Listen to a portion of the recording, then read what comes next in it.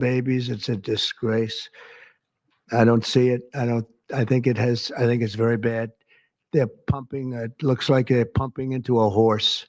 You have a little child, little fragile child, and you get a vat of 80 different vaccines. I guess 80 different blends, and they pump it in. So ideally, a woman won't take Tylenol. And on the vaccines, it would be good instead of one visit where they pump the baby, load it up with stuff.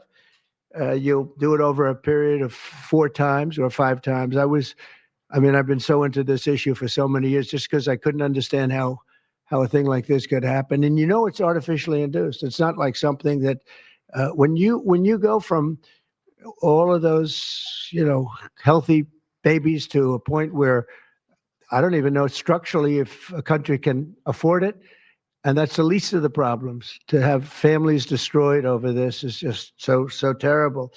I also, and we've already done this, we want no mercury in the vaccine. We want no aluminum in the vaccine. The MMR, I think, should be taken separately. This is based on what I feel the uh, mumps, measles, and all the three should be taken separately.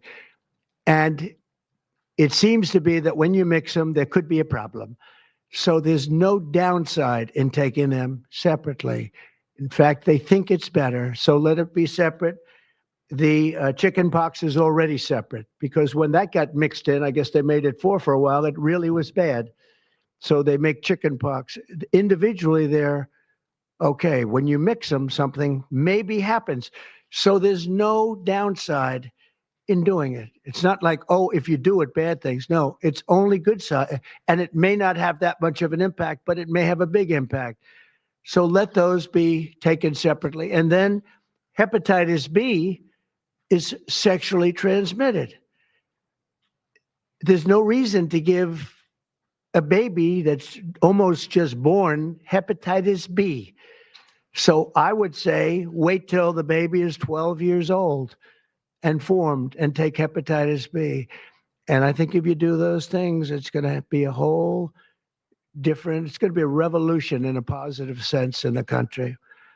The FDA will be updating the label of an existing drug to reflect potential benefits in reducing some autism symptoms. This gives hope to the many parents with autistic children that it may be possible to improve their lives. That's one of the things that I'm very, very happy about. I mean, this was mostly going to be on how not to have the child affected, but we've learned some pretty good things about certain elements of genius that can be given to a baby, and the baby can get better, and in some cases, maybe substantially better. Uh, Not going to be easy, but be a lot easier if it didn't happen in the first place, as these great parents fully understand, right? They fully understand. I feel so terribly for. I have so many friends with autistic children. It's a tough situation. Finally, to help reach the ultimate goal of ending the autism fever, the NIH will be announcing 13 major grant awards from the Autism Data Science Initiatives. And to be honest with you, to me, that's the least important. It's not even a money thing at this point. There's so much money, but they have to do, and they have to move quickly. When the alternative is that nothing bad can happen, let's do it now. I was just saying to Bobby and the group, let's do it now. Nothing bad can happen. It can only good happen. But with Tylenol, don't take it. Don't take it. And if you can't live, if your fever is so bad, you have to take one because there's no alternative to that. Sadly, first question, what can you take instead? It's actually, there's not an alternative to that. And as you know, other of the medicines are absolutely proven bad. I mean, they've been proven bad with the aspirins and the Advils and others, right? And they've been proven bad. So I'd like to ask Bobby to get up to the podium and say a few words, and then Dr. Bhattacharya and Dr. McCary, Dr. Oz, Dr. Fink, followed by two incredible mothers that have experienced firsthand what this country is going through, what parts of the world are going through. And I will say there are parts of the world that don't take Tylenol. I mean, there's a rumor, and I don't know if it's so or not, that Cuba, they don't have Tylenol because they don't have the money for Tylenol, and they have virtually no autism. Okay, tell me about that one. And there are other parts of the world where they don't have Tylenol, where they don't have autism. That tells you a lot. And I want to say it right now. And you know, the way I look at it, don't take it. Don't take it. There's no downside in not taking it. So I'd like to ask Bobby to come up and say a few words. I hope I didn't ruin his day, but that's the way I feel. I've been very strong on the subject for a long time. You know, life is common sense too. And there's a lot of common sense in this. And I wish things like this were brought up. And this group has worked so hard on it. But I'd like to be a little bit more, a little speedier in the process of a recommendation, because there's no harm in going quicker. There's absolutely no harm. At worst, there's no harm. Thank you very much, Bobby, please. Thank you, Mr. President. This has been breaking news on 101.9 and 94.1 News Talk STL. BillO'Reilly.com. No spin, just facts, and always looking out for you. KLTY HD3 Clayton, K270BW Bellefonte, KNBS Bowling Green. This is News Talk STL at 101.9, 94.1, and always streaming at newstalkstl.com. I'm Keith Peters in Washington. The Trump administration has announced new restrictions on reporters at the Pentagon. White House correspondent Greg Clugston reports. Under the new restrictions, the Pentagon will require credentialed journalists to sign a pledge to refrain from reporting information that has not been authorized for release, including unclassified information. Journalists who don't abide by the policy risk losing credentials that provide access to the Pentagon. In a social media post, Defense Secretary Pete Hegseth said the press is no longer allowed to roam the halls. Follow the rules, he said, or go home.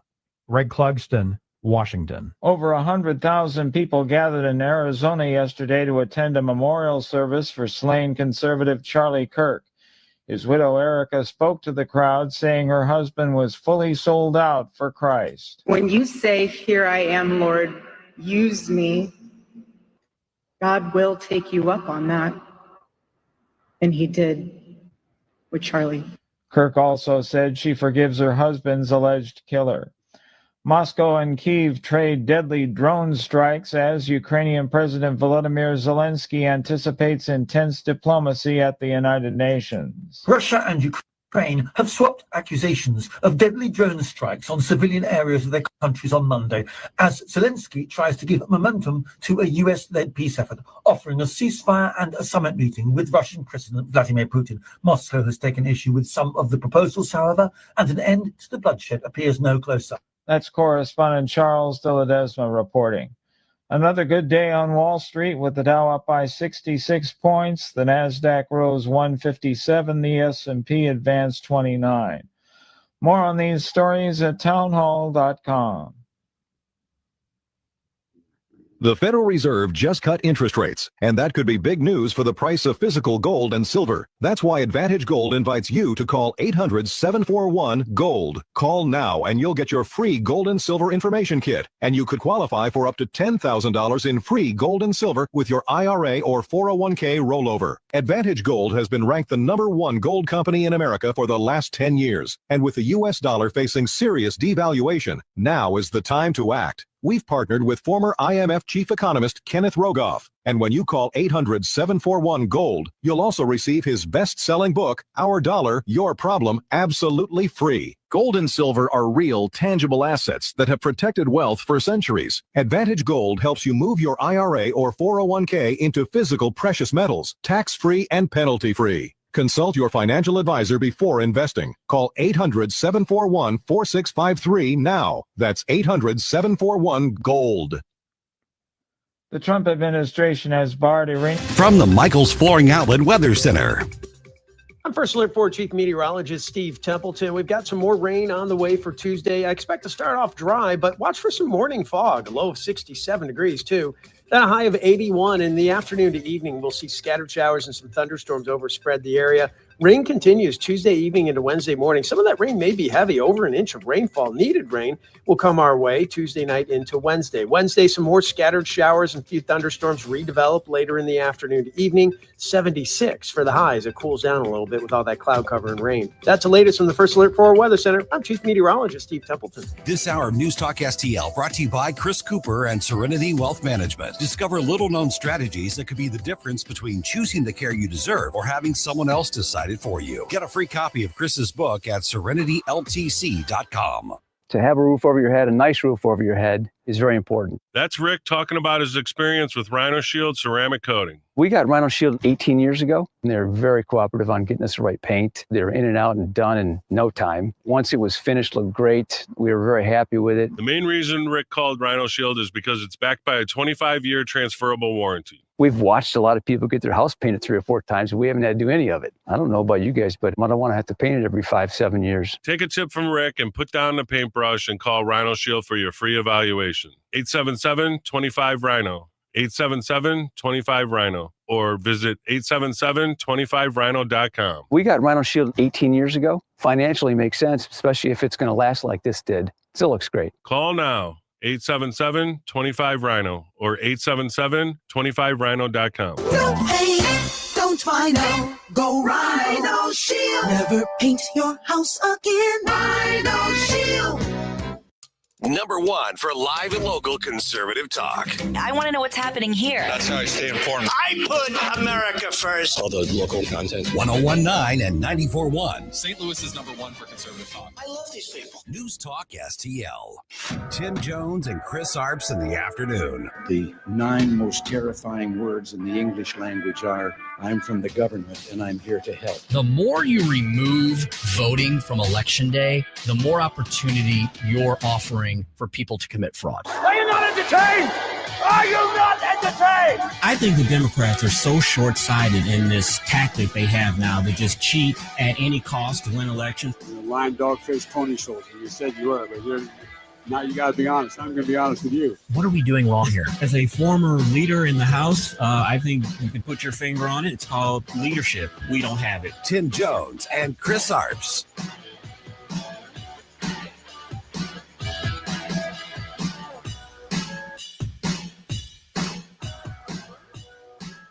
The lesson of Charlie's life is that you should never underestimate what one person can do with a good heart, a righteous cause, a cheerful spirit, and the will to fight, fight, fight.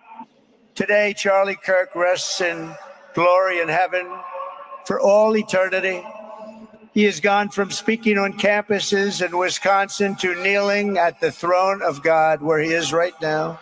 And that was the President of the United States, Donald J. Trump, delivering the summation of the at the Charlie Kirk Memorial Service, attended by many, estimated at over 90,000 people out there in Glendale, Arizona. Welcome to the Tim Jones and Chris Arp Show, September 22nd, 2025, 4:06 in the p.m. Central Daylight Time. Chris Arps, good afternoon. Did you have a chance to watch any of the memorial service yesterday? I have to admit that I did not watch it. I just couldn't bring myself to do it. I knew that it was going to be very, very emotional, and I honestly just couldn't bring myself to do it. I have seen highlights, of course, and I think one of the most extraordinary moments yesterday was Charlie Kirk's widow saying that she forgave the man who killed her husband, and how remarkable that is, and how she says, and it's true, that our faith calls for that. Mm-hmm. I just want to comment on that for a second. People are saying how remarkable that is for her to do that, and it is as a Christian. But I can tell you, and I've never experienced anything that to that level, of course, but I've had instances where someone has done very vile, evil things to me. And what I think a lot of people don't understand in those situations is, yes, we are called to forgive because we're Christians. But if you don't forgive, that anger is going to eat you up inside if you don't do that forgiveness. And I think that's a part of it, too, is she realizes that she has to raise our kids. She has to make sure that Turning Point USA becomes an even greater organization. And she can't do that if she has angerness and bitterness in her heart.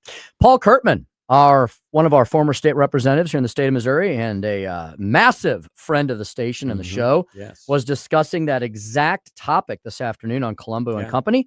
And what Paul said was he addressed the same issue. And he said, well, here's the deal. He said, you have to understand where the Kirk family is coming from here. And where the Kirk family is coming from, their Christianity, which is largely the Christianity of all of us, is that if we believe as Christians that God forgives us for anything we may do if we ask for forgiveness, then we have to also give that forgiveness to others. Yes. Otherwise, we're being incredibly hypocritical in our faith. And so it was, yes, extremely difficult to do, heart-rending, gut-wrenching, Yes. but it was something I felt that Erica Kirk probably felt called to do as well. Most definitely. And even though I am a Christian, you're a Christian, many people listening to this program are. We also have a lot of great Jewish listeners. Hello, Tanya. And happy Rosh Hashanah. Yes, indeed. High Holy Day. As well. I don't know that many of us could forgive with the grace that Erica Kirk did. I happened to walk. I was out most of the afternoon, and whether this was synchronicity or complete accident, probably more of the former, I happened to turn the television on when I got home right at the beginning of Erica Kirk's speech. So I sat down and I just watched. And I was captured by that young woman like few speakers have captured me in the last many years. It was remarkable. I watched most of the president. And then a couple of my friends were texting me and saying, hey, did you catch any of the service? And they were talking about different things. And one of them said, you really need to go back and watch Tucker Carlson. And I did. I went back and watched that. It's 5 minutes.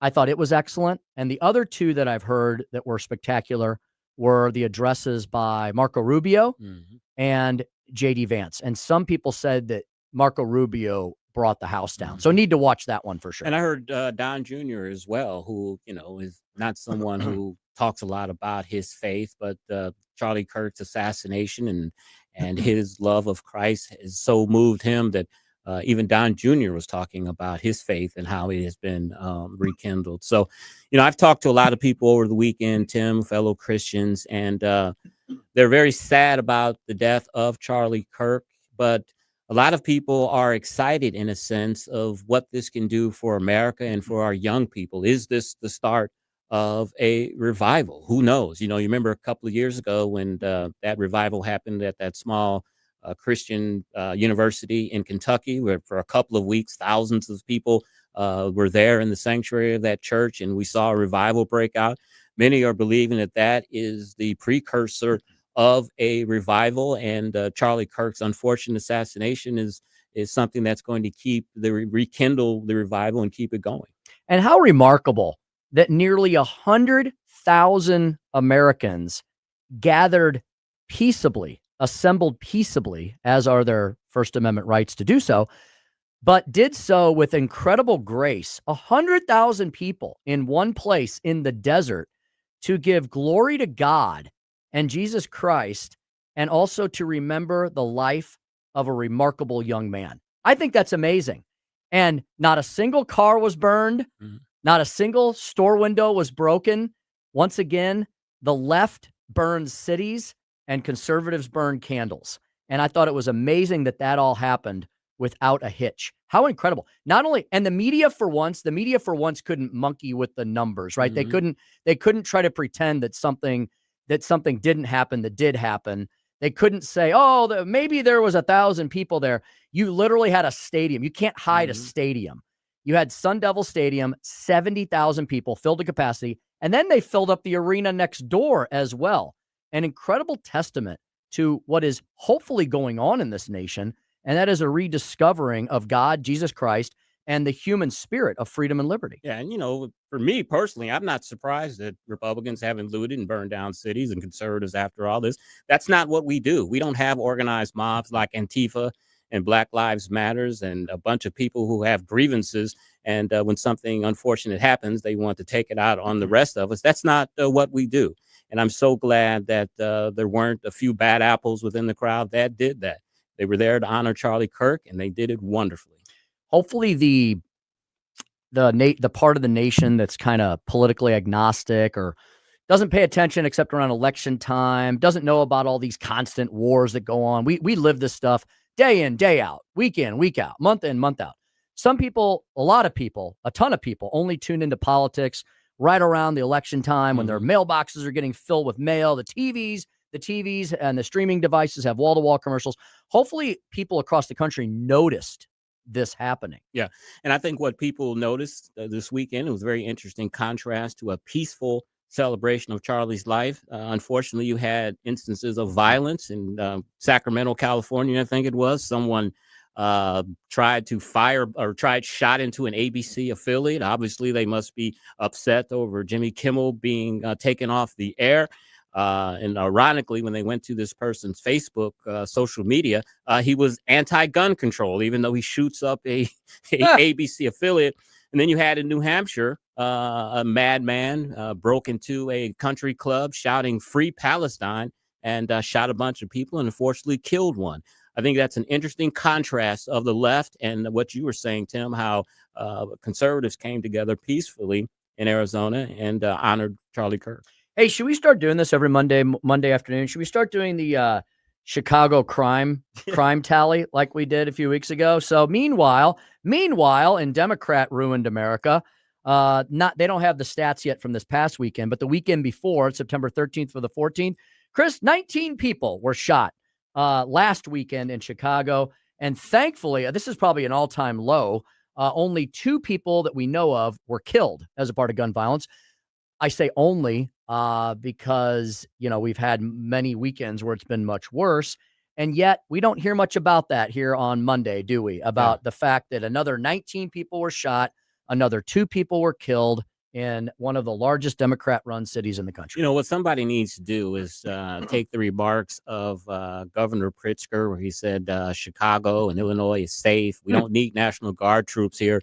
And then play on the opposite screen just clips of local TV news of people being shot every weekend or a daily clip of the local news showing people being murdered, shot, maimed, and just, just show that to people and show what a fool Pritzker is by saying that Chicago and Illinois is safe and they don't need help.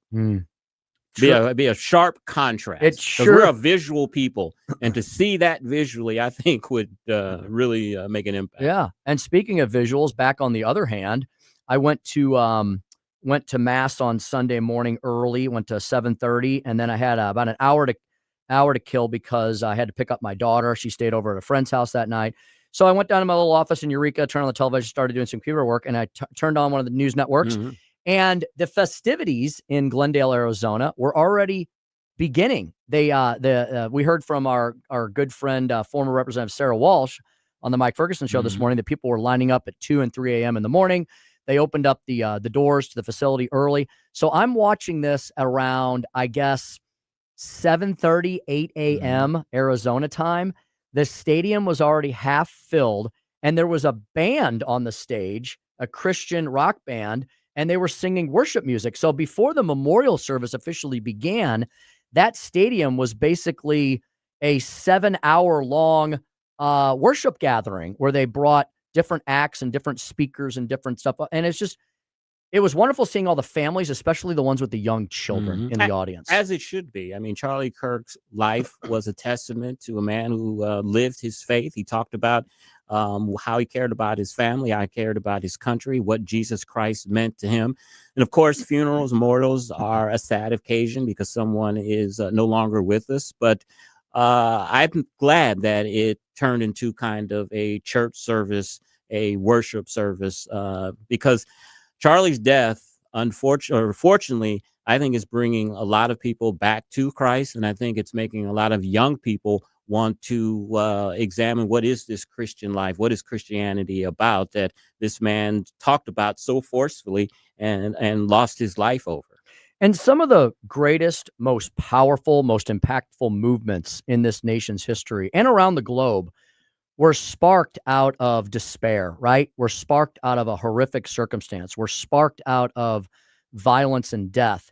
And whatever the left liberals thought were going to come out of this, I don't know that they expected for everyone to feel like they are Charlie Kirk and for this movement to get so large. 54,000 requests have flooded into Turning Point USA for high school and college chapters all across the country. And there was a story in the Post Disgrace today about PAC and another organization where I think TPUSA was going to give $1,000 to a local St. Charles high schools to start their own TPUSA chapter. So I think that's a wonderful thing. Charlie's legacy is, of course, living on.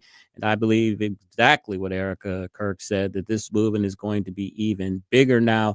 And she is such an articulate and passionate spokesman for the organization that I think this organization is going to be bigger than Charlie Kirk could have ever imagined. And it's great to see that this is a movement of young people, because for the last 20, 30 years, we have neglected young people in our midst. We've allowed them to be brainwashed by these higher education institutions.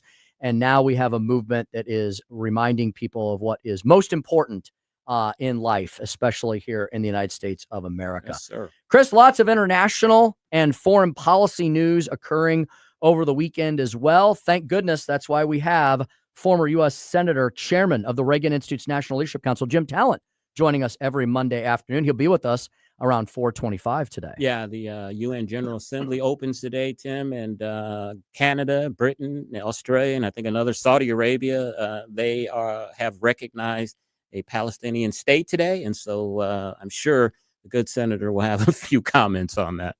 I have a feeling he might use the word ridiculous. Indeed. Chris's Corner will be at 4:45. Yeah, former chief of staff for President Biden. He recently testified in front of a House hearing, and what he said is kind of what we already knew, but to hear him saying is remarkable. And further fallout from Kamala Harris's book. Tim, she called a lot of people out in that book, and they are responding, and it's not favorable. Oh, it's going to be just fantastic. Oh, I bet it's just like grab the popcorn, right? Indeed. Speaker Stump Speech at 5:07. The title of today's Speaker Stump Speech is What If? What if? What might that be about? What if? I will answer that question. I'll provide you another clue as we get closer. At 5:25, Susie Moore, redstate.com, of course, contributor here and oftentimes host here at News Talk STL. Susie's got a lot of great content available at redstate.com. She's got a lot of great pieces. I saw one that flashed across my screen today, and let's see if it's near the top of the ticket here today. She's got a couple articles about the government shutdown with some sage advice from none other than John Fetterman. Indeed. Yeah. So Susie's got a lot of great stuff at 5:25. And then we got to get in today that vile Jimmy Kimmel will be back on the air tomorrow. He will be, at least for another 15 months or so, until his contract ends next year. 5:45, we will make sure we wrap up everything you need to know we may have missed. We will preview Larry Connor's USA and so much more. Joey V is here in studio with us as well. Any movie plans this week, Joey, that we can prepare folks for this Friday when you will do perhaps another movie review? Yeah, the big Leo DiCaprio movie, One Battle After Another, comes out this Thursday. So I'm going to make time to see it Thursday night. And it's 2 hours and 40 minutes long. So hopefully I have a little coffee with me or a sugar-free Red Bull. And I think based on the reviews I'm seeing on my Letterboxd account, it is incredible. I'm seeing 5 out of 5 stars, 4.5 out of 5 stars from my critic friends. So I am so excited to see One Battle After Another. Okay. And I got to tell you, Beck and I have been watching older movies because there's nothing really that I want to watch. And we saw Highwaymen with Kevin Costner and Woody Harrelson. Pretty good movie. Is there some guns in there? Is there some spurs? Based on a true story of 2 gentlemen who were Texas Rangers who caught Bonnie and Clyde. Oh my Wow. goodness, wonderful. Sounds like a good story. Pretty good movie. Indeed. I will put that in my watch list. Highwaymen. And a little tease Is for Willie Nelson in that group? I could They have played some sworn. Willie Nelson music, I think, Oh, okay. even though it was based in the 30s. There's a group called the Highway. I know. That's what you're thinking of. Musical group.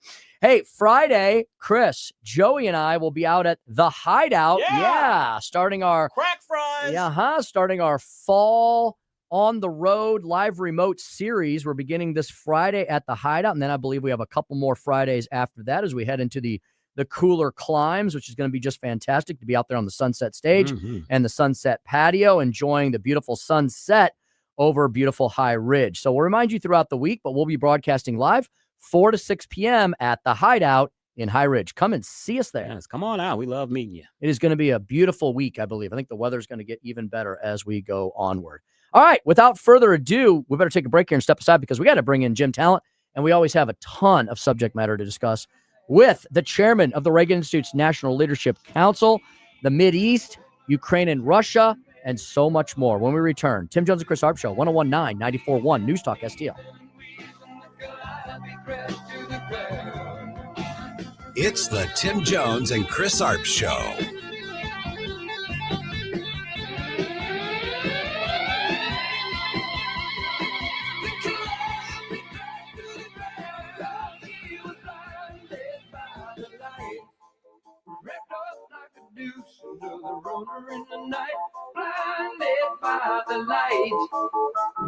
From the Michaels Flooring Outlet Weather Center. I'm First Alert 4 Chief Meteorologist Steve Templeton. We've got some more rain on the way for Tuesday. I expect to start off dry, but watch for some morning fog, a low of 67 degrees too. Then a high of 81. In the afternoon to evening, we'll see scattered showers and some thunderstorms overspread the area.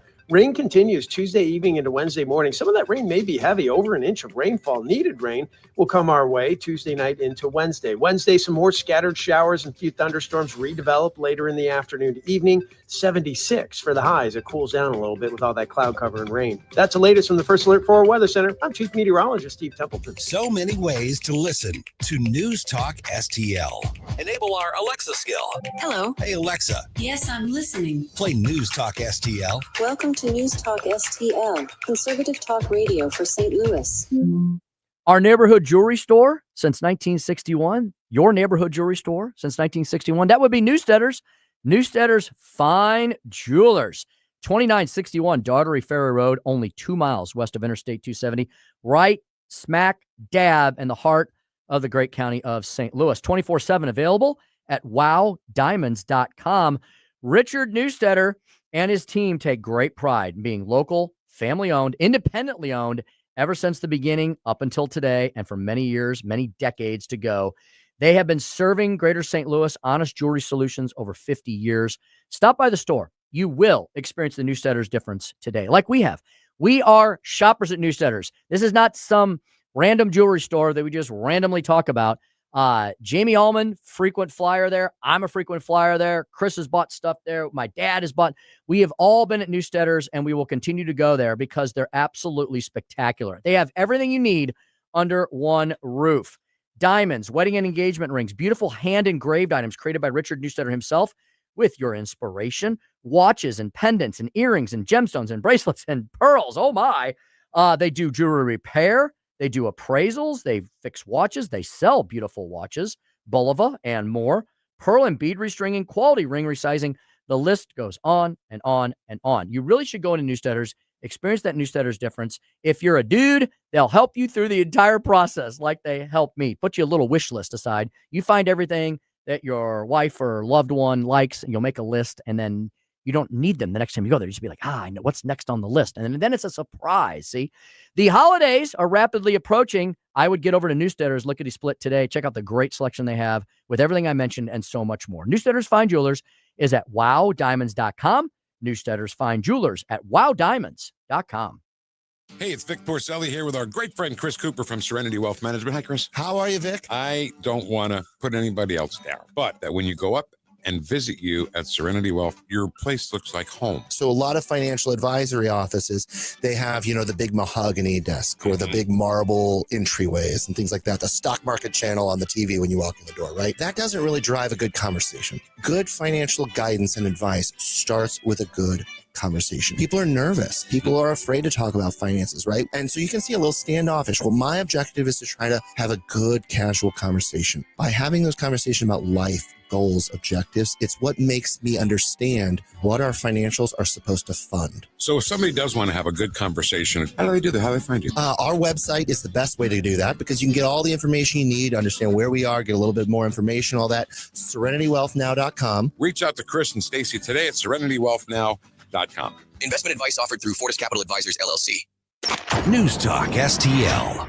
This hour of Jones and Arps is brought to you by Stifel. Contact your Stifel financial advisor at stifel.com. That's STIFEL.com. You show the lights that stop me, turn to stone. You shine me when I'm alone. And so I tell myself that I'll be strong. You're listening to Tim Jones and Chris Arps. 'Cause they're calling, calling, calling me home. Calling, calling, calling home. You show the lights that stop me, turn to The Israel-Hamas war will be a big topic of discussion for world leaders at this week's United Nations General Assembly meeting in New York. Yesterday, multiple Western allies announced they are breaking with the U.S. and recognizing a Palestinian state. More are expected to do so this week. Sunday, the United Kingdom, Canada, Australia, and Portugal all announced their formal recognition of a Palestinian state. Some hope the move will pressure Israel to end the war in Gaza. But yesterday, Israel's Prime Minister Benjamin Netanyahu vowed that a Palestinian state would never exist. 429 on the Tim Jones and Chris Arps show. And I'm not a foreign policy military expert like our next guest, Tim, but this one's a head scratcher. Indeed. All I right. don't understand where we're going, but maybe our next guest can help us sort it all out. Let's bring him in. Former U.S. Senator Jim Talent and chairman of the Reagan Institute. I'm watching this and just wondering, who's running the show. This Jim Talent segment is brought to you by Royal Banks of Missouri. Senator, good afternoon. Good afternoon, Chris and Tim. Hello. You guys are together again. Yes, we are. Yes, Yes, sir. we are. Senator, my simple mind says that all this move does recognizing a Palestinian state is just kind of rewarding Hamas for taking hostages and being obstinate. Am I wrong? No, you're not wrong. I mean, to the extent anybody notices it, I really don't think serious people, including the seriously bad people, have anything but contempt for these governments. But you're right. I mean, if they were actually engaged in a diplomatic effort instead of a domestic political statement, they would have conditioned recognition on Hamas releasing the hostages, which they say they want. This is just an appeal or an attempt to pacify their left, which has turned anti-Israel and in many cases anti-Semitic. And to show you they live in a fantasy bubble, a corrupt fantasy bubble, because here they're recognizing a Palestinian state, which, by the way, Israel offered a Palestinian state like 4 or 5 times and was turned down. But they're recognizing a Palestinian state while Israel is securing its borders and its strategic environment. Israel's occupied outposts in southern Lebanon, in southern Syria. They just finished off Iran's ballistic missile. I mean, with our help, they defeated Iran. They're attacking the Houthis in Yemen, and now they're moving to reduce the last refuge of Hamas in northern Gaza, and they're going to, I think, keep northern Gaza as a buffer. So, I mean, there's a lot of ways to respond to this, but their fecklessness of these statesmen who can't even run their own countries. I mean, you know what's happening in Britain and France now, right? The fecklessness of it is just incredible. But that's the international community today.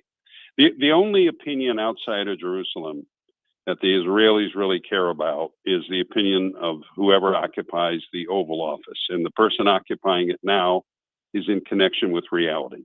So the Israelis are going to protect their security, and that's what they should do. Senator, it's almost like the little kid in grade school trying to get attention from his peers or his parents, right? And I think, Senator, you're right. Doesn't it make these countries look really small and like they have a complete lack of self-awareness? Almost like they're not serious enough to be on the actual world stage. Yeah, Keir Starmer has. Look, I don't like to say.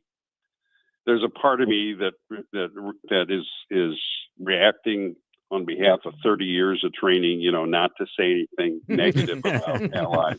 But Keir Starmer has like a 17% popularity rating in Great Britain. I mean, if they lose, and I'm not the only, I mean, everybody's saying this in Great Britain, they have local elections coming up next May. If they lose that as badly as it looks like they're going to lose it, his government may not continue. So, I mean, that's the context for all of this. And it's the same thing with Emmanuel Macron. He's just on his 5th prime minister. who'll go out, who'll be subject to a vote of no confidence as soon as both the populist left and right want him to. So I can just imagine what President Trump thinks of this. They're just making themselves irrelevant. We could spend the rest of the interview on this, and I couldn't express strongly enough the contempt I have for this. It just, and yes, it does. It rewards Hamas, and ultimately, of course, Hamas is just as foolish because they rejected. I think on the strength of this belief that somehow Emmanuel Macron was going to rescue them, they rejected President Trump's last offer, which they're now trying to resurrect, by the way, which was you give back, I think, 10 hostages, there'll be a ceasefire, and we'll negotiate the next stage. Had they accepted that, it would have been difficult for the Israelis to restart the war. They might have been able to survive. But, Abba Eban, who was a great Israeli foreign minister, said once, he said, the Palestinians never miss an opportunity to miss an opportunity. And that's what they're doing here. Speaking with Jim Talent, former U.S. Senator and chairman of the Reagan Institute's National Leadership Council. In light of these countries recognizing a Palestinian state, Senator, it's reported that Hamas drafted a letter to Trump pledging to immediately return half of the hostages in their custody in exchange for a 60-day ceasefire. Is this a legitimate offer? Well, it's basically the same offer they rejected before. But what's happened now is the Israelis said, okay, we're going to go take Gaza City and we're going to destroy the rest of your infrastructure, which was at the beginning of this, very extensive. One of the things about this war, Chris, is it's what Hamas is doing is the greatest exercise in using civilians as a shield anybody's ever attempted. Gaza is only about 350 kilometers, and they have like 500 kilometers of tunnels underneath it. Isn't that incredible? That's underneath civilian installations in most cases. So the Israelis are now closing in on Gaza City. They already occupy at the start of this latest effort like 40% of it, and they're going to destroy the tunnels and flush out the Hamas fighters, and they're going to kill them. And eventually, they'll get the big shots who were hiding in Qatar. Oh, that's another place that Israel attacked, because they've gone from a policy of trying to contain the threats to trying to preempt them.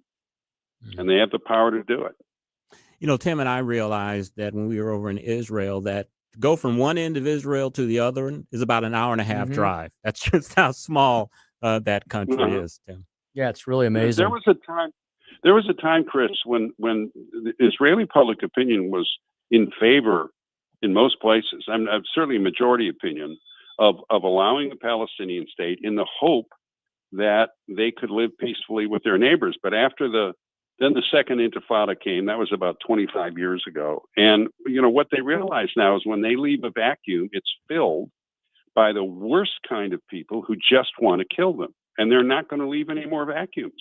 I mean, they're just, and we wouldn't either in their position. I hope we wouldn't.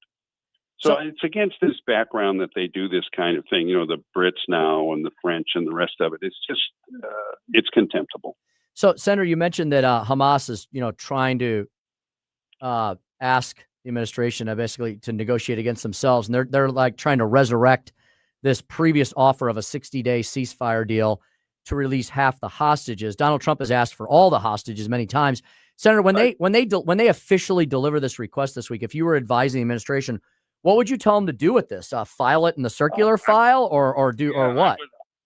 I would tell him to do what I think the president's going to do. If you'll recall, he said with the last offer, he said, "You better accept this because this is the last stop. This is the last station on the route." And he may come back and say, "Release them all." I mean, it depends on the hostages are, of course, the thing that the people you really hurt for in this situation, and especially the Israelis, because they have something very deep in their psyche against leaving any Jews behind. And so they have actually imperiled their national security. They've taken huge risks in order to try and get these people back. But I think that's changed now. They want them back. There's no question. But they're just determined. And, from their perspective, to the extent this kind of thing has any impact at all on them, it convinces them that they have to protect their own security at all costs, because the West will not help them. Mm-hmm. So you see, it just makes them more recalcitrant. It achieves the opposite of what they claim they want to achieve. But this is not about affecting what goes on in the Middle East. This is about their domestic political situation. I'm convinced of it, and so is everybody else. Senator, we were discussing the UK and France and Canada and these other nations calling for this Palestinian state. So, Senator, segueing into other useless entities, the UN, I noticed, went back into session today. I don't know if anybody else noticed that. Probably not. It really burns me, Senator, that the UN, the original purpose of the UN when it was created, 7-8 decades ago, was a noble thing, right? But it seems like it's devolved into corruption and graft and uselessness and just some days just flat out leftist Marxism. And it bothers me that it sits here right on our shores in New York City. Is the UN beyond repair at this point, or what should we do with it as its largest funder? Well, there's different thoughts about that from reasonable people. Most of the people think this is the administration's policy, that, it exists, that we should be active in it while not supporting the most corrupt entities like the Human Rights Council. Have you seen who's on the Human Rights Council? Yes. I mean, it's just unbelievable. Or like UNRWA, which has been funneling supposedly aid to Palestinians, but actually Hamas takes most of it. Some of it they sell, and some of it they use to feed their own fighters. So the administration's policy is, look, we're just not going to provide any funds for that, and then we'll use the UN as a forum to tell the truth about what's happening with the world. Now we got to get Mike Waltz confirmed so he can get there, and he will be. But his level is a cabinet level appointment, and so the changes in the Senate rules did not affect that. So it's going to take Senator Thune a little bit longer to get him confirmed. Yeah, it's probably not good. I know what you're getting at, too. We just throw them out. Probably it's tempting, but it's probably not good for our security to do that. As long as it's going to continue to exist, we need to participate and do the best we can. Senator, of course, this weekend was the memorial funeral service for Charlie Cook. Admittedly, I couldn't bring myself to watch it. I knew that it was going to be very, very emotional. Did you watch it, and what were your thoughts? Yeah, Chris, I got up this morning. I was planning to watch about an hour of it to get the flavor of it. Couldn't watch it yesterday. I ended up watching it all morning long. It was just, incredibly moving for a number of reasons. Another subject we could discuss for a while. One of them is how passionately so many people, including these, grizzled old pals, confess their devotion to their Lord and their understanding of his mission. I mean, J.D. Vance did that. I was kidding. I'm a grizzled old politician. But Bobby Kennedy did. Rubio, I thought, was outstanding. And then it's very clear that this whole movement that Charlie started is resolved to take a stand for truth and take back institutions that have been captured by a very alien kind of philosophy. And so, think what those institutions have been telling us for the last few years. Men can be women, motherhood is oppressive, fatherhood is unnecessary, speech is violence, the criminals are the victims. Tyler Robinson is a Republican. That's the latest. You've seen that, right? Yeah. Joe Biden was sharp as attack the whole time. I mean, it's just all these things that everybody knows aren't true, and they've been trying to tell us that it is, and then they punish dissenters in their own ranks. People who say, "No, wait a minute, it's just not true." So, yeah, it was a very moving. I'd recommend that folks watch it, and then the stories about Charlie. I mean, he must have been mucho hombre, right? Quite a man. I thought his wife did a wonderful job. That was extremely moving. I teared up a couple of times, fellas, and that's saying a lot. Indeed. You got them? Nope, I'm good, Chris. Go ahead. All right. Senator, thank you so much for your time, as always, and we look forward to speaking with you again next Monday. Have a great week. Okay, thanks, guys. Thank you, sir. All right, coming up, Chris's Corner, Jeff Zients, the former chief of staff for President Biden. He testified last week before the House Oversight Committee, and he told the truth that many of us already knew. We'll talk more about that on Chris's Corner on the Tim Jones and Chris Arps Show on 101.9, 94.1 News Talk STL.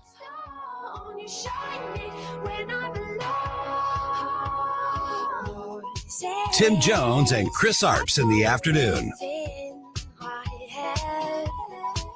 Touch my own skin and hope that I still breathe there. From the Michaels Flooring Outlet Weather Center. I'm First Alert 4 Chief Meteorologist Steve Templeton. We've got some more rain on the way for Tuesday. I expect to start off dry, but watch for some morning fog, a low of 67 degrees too. Then a high of 81. In the afternoon to evening, we'll see scattered showers and some thunderstorms overspread the area. Rain continues Tuesday evening into Wednesday morning. Some of that rain may be heavy. Over an inch of rainfall, needed rain, will come our way Tuesday night into Wednesday. Wednesday, some more scattered showers and few thunderstorms redevelop later in the afternoon to evening. 76 for the highs. It cools down a little bit with all that cloud cover and rain. That's the latest from the First Alert 4 Weather Center. I'm Chief Meteorologist Steve Templeton. On the next Larry Connors, USA. How important is the California redistricting campaign? George Soros just cut them a $10 million check. Larry Connors, USA. Now, weeknights 6 until 8 on News Talk STL. When you choose a bank, you want more than just numbers on a screen. You want people who know your name and understand your community. That's why I've been banking with Royal Banks of Missouri for about 25 years, and they've been around for 60 years helping families and businesses right here in St. Louis succeed. And as I've been telling you, and you need to go check them out, they've opened up their brand new headquarters at McKnight and Olive, bringing their corporate headquarters back to where it all began in beautiful University City. Royal Banks also has 16 convenient locations across St. Louis, St. Charles, Illinois, and even in Northeast Missouri. Royal Banks, they're still locally owned, they're independent, and they're not going anywhere. They're here to stay. Whether you need everyday banking or commercial financial solutions, you'll find their personalized service is second to none. Visit them today at royalbanksofmo.com to learn more. Royal Banks, Missouri, member FDIC, equal housing lender. When it comes to spending your tax dollars and teaching your kids, governments and school districts should be an open book. But in Missouri, that's not always the case. Recently, the Show Me Institute sent out a sunshine law request to school districts across the state, asking for information on whether certain topics are being taught. Specifically, a controversial one called critical race theory was included in the list. Many districts didn't respond. Some wanted to charge large fees to process the documents. Lee's Summit outside Kansas City wanted over $35,000. A rural district, Morgan County, wanted $15,000. The Sunshine Law does allow charging a reasonable fee for sending out information, but there's nothing reasonable about $35,000 or $15,000. These districts should want to be transparent about their curriculums. Taxpayers deserve to know what their kids are being taught. Learn more at showmeinstitute.org. The Show Me Minute has been brought to you by Show Me Institute and Show Me Opportunity. Remember those magical moments in Mom's kitchen? The heavenly aroma of fresh baked cookies? At Trolley Stop Bakery in Chesterfield's Forum Shopping Center, our co-op of talented bakers has been perfecting that homemade magic for 4 decades. From the gooeyest cookies in town to custom pies, cobbers, and cakes, everything's made from scratch, just like Mom and Grandma's recipes. Need that perfect corporate gift? We ship our famous cookies nationwide. The Trolley Stop Bakery, 67 Forum Shopping Center, or TrolleyStopBakery.com. Because some traditions are too sweet not to share. Dude, this house is perfect. Crumbs everywhere, sticky counters. I've already texted the colony. Sweet. I'll bring my 500 cousins. This'll be the biggest ant rager of the summer. Let's party! Wait, what's that sound? Oh, no, it's those trucks with the green wheels. Party's over, man. Party's over. This is Derek, the owner of All Solutions Pest Control. We'd love to help you out. Give us a call today at 636-486-7888 to learn more about our special $67 offer. If a pest-free home is your goal, call All Solutions Pest Control. This hour of Jones and Arps is brought to you by Stifel. Contact your Stifel financial advisor at stifel.com. That's STIFEL.com. All of the lights.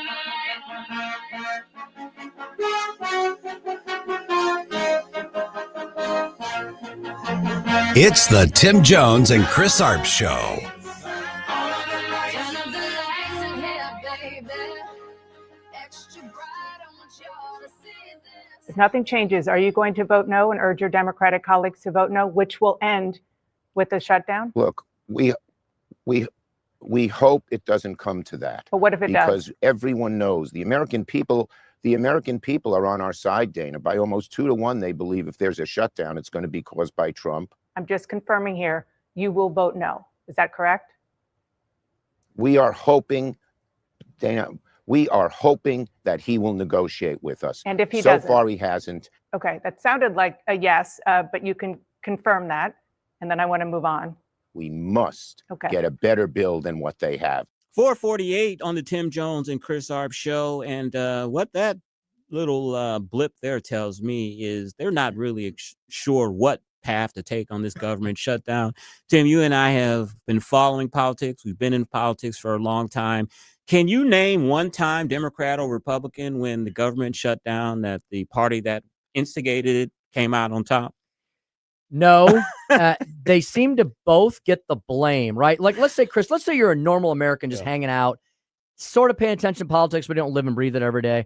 I think most Americans go, what is wrong with these people? They can't even fund the government. And so anybody who's trying to get the upper hand is probably not going to, and they're probably both going to get blamed. And the one instigating it will probably get the most. I think Republicans have a very good argument. They're saying this, look, what we want to do is pass a short-term resolution where the government is funded for 7 more weeks, and then we'll decide if we want to extend Obamacare credits. Then we'll decide if we want to expand Medicare and disrupt some of the big, beautiful bill. I think most people, if Republicans can explain it right, will be like, wait, they just want 7 extra weeks so we can extend the negotiation. Yeah.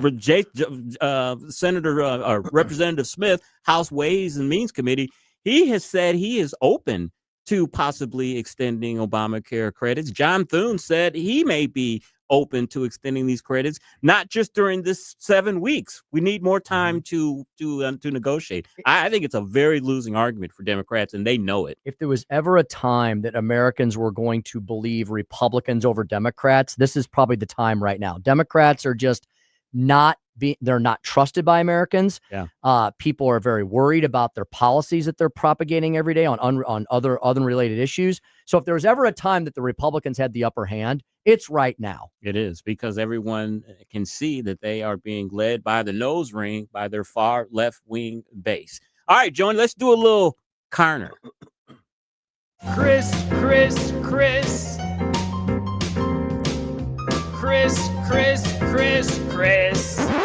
And if you don't know, now you know.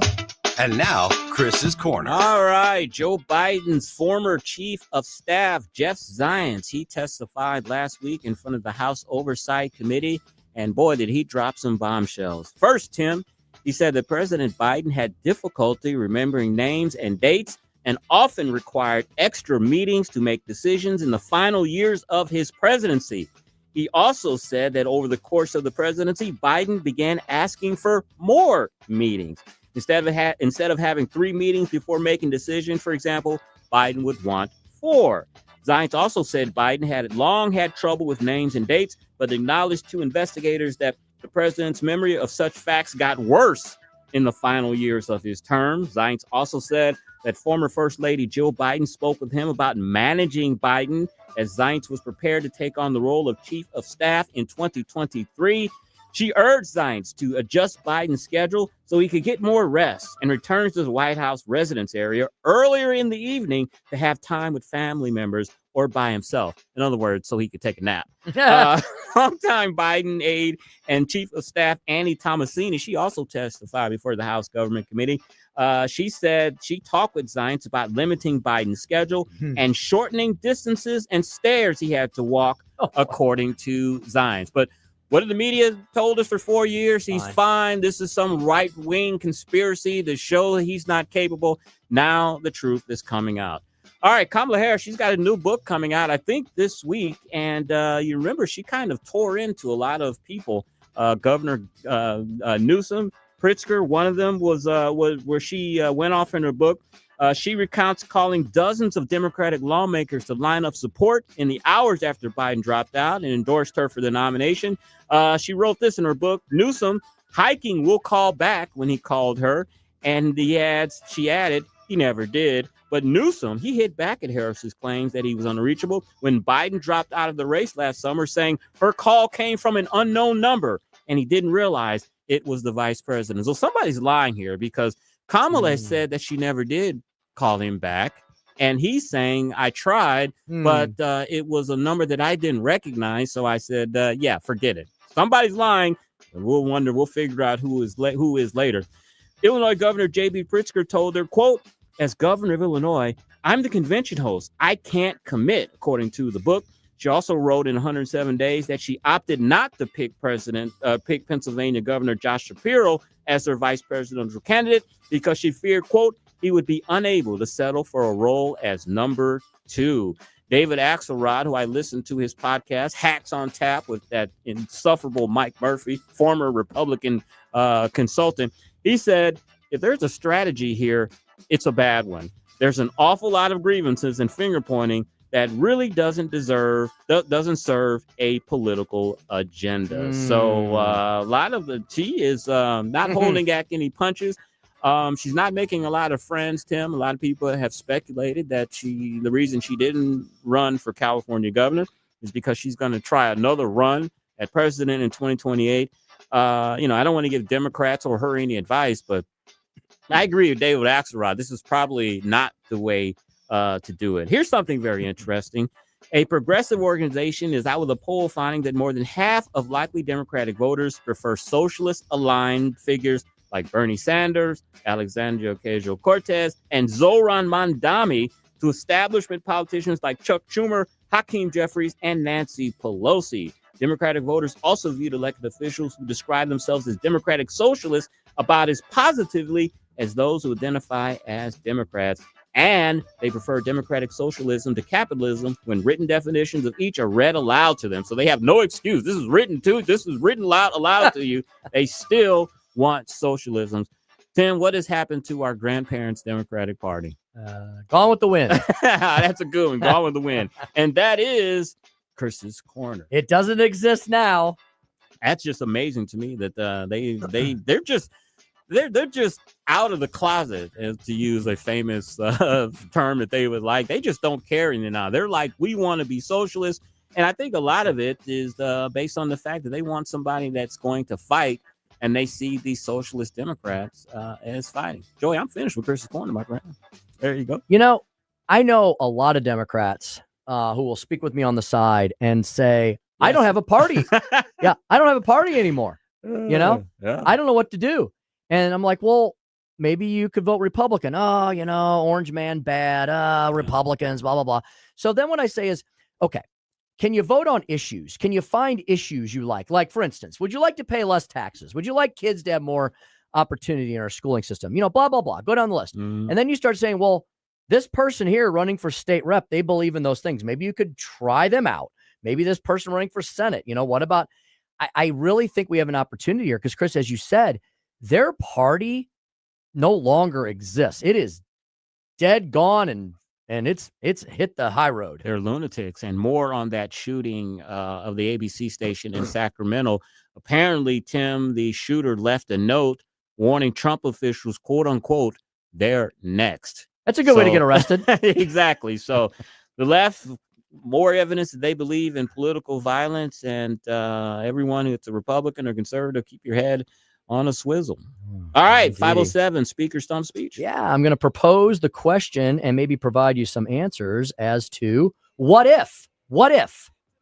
The big question, what if? And, of course, it's Monday. We'll speak with Susie Moore, Deputy Managing Editor at redstate.com. I'm sure there were a lot of articles this weekend and today on the Charlie Kirk Memorial. We'll hear from Susie at 524.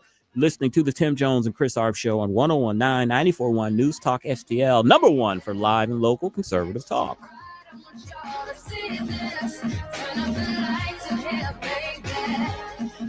Someone had a birthday. Yep, 50. Can't believe it. 50 years of wisdom. Great segue. We have health news, a CDC update.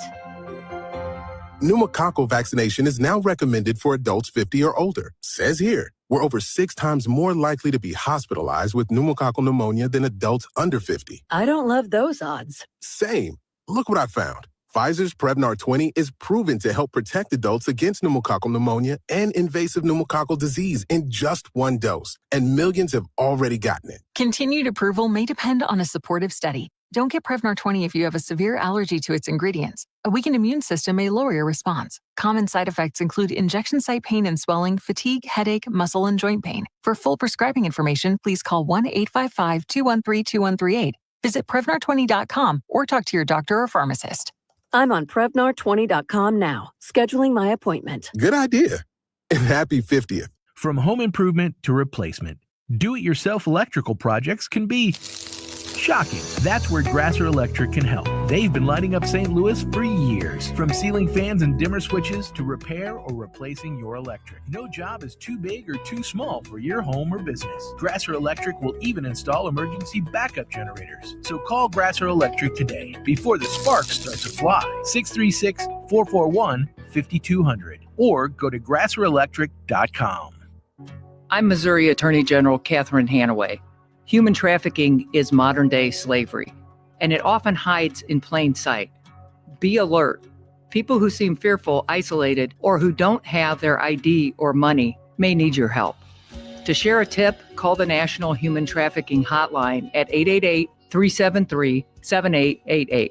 Together, we can protect victims and stop trafficking in Missouri. Paid for by the Missouri Attorney General's Office.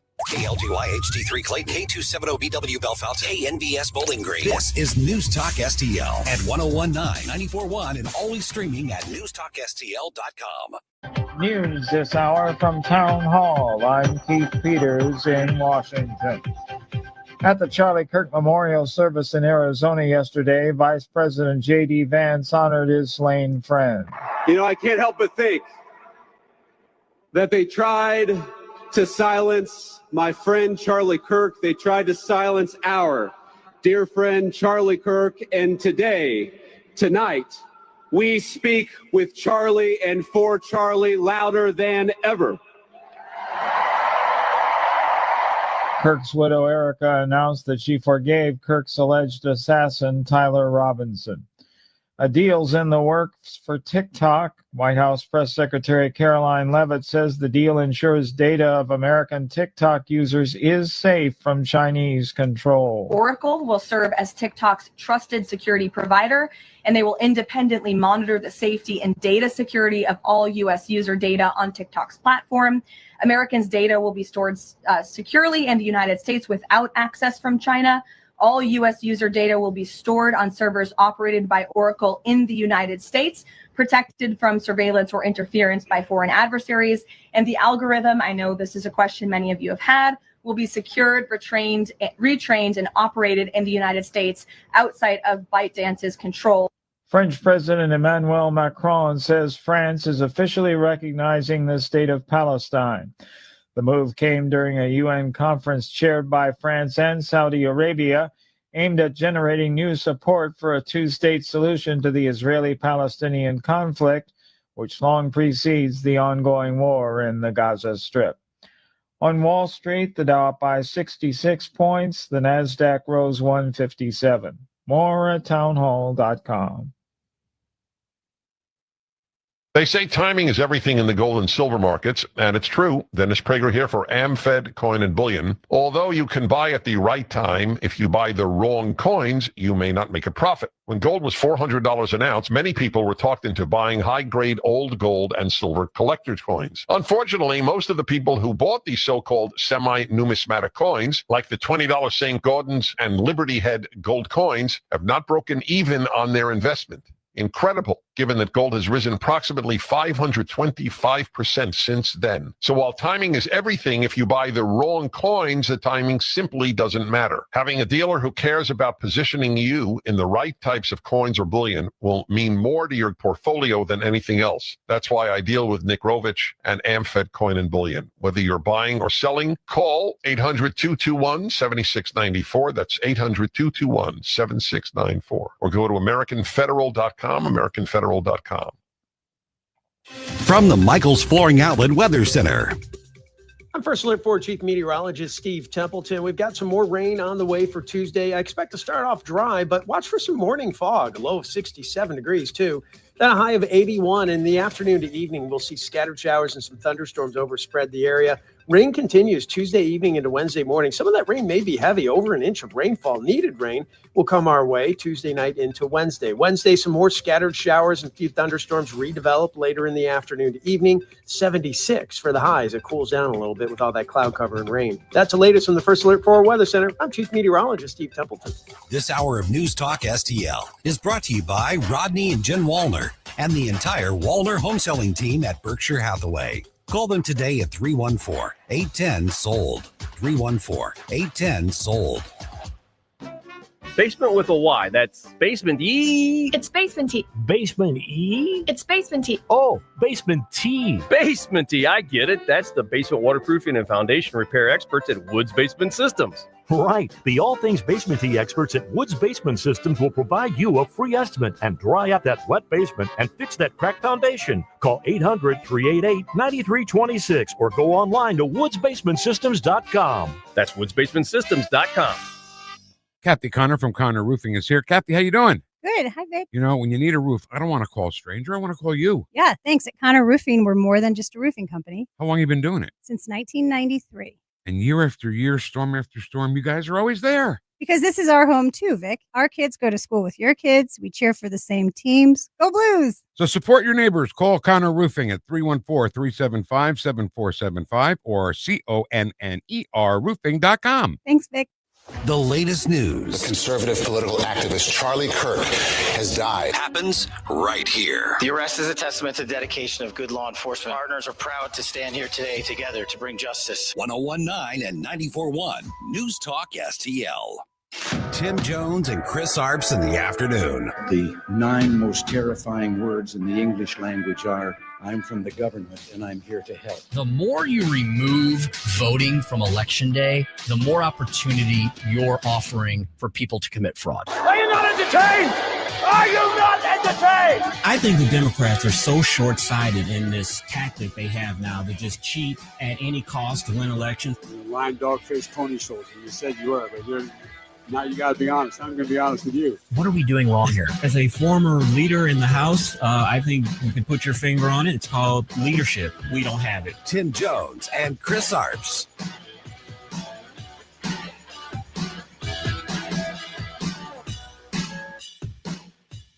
We are following breaking news that Jimmy Kimmel Live will return to air on September 23rd, and that'll be tomorrow night. That's coming from the Walt Disney Company. The announcement comes less than a week after the show was pulled last Wednesday, said to be indefinitely at the time. And this was following Kimmel's comments about the reaction to the suspected killer of conservative activist Charlie Kirk. And it was comments made during a monologue about a week ago.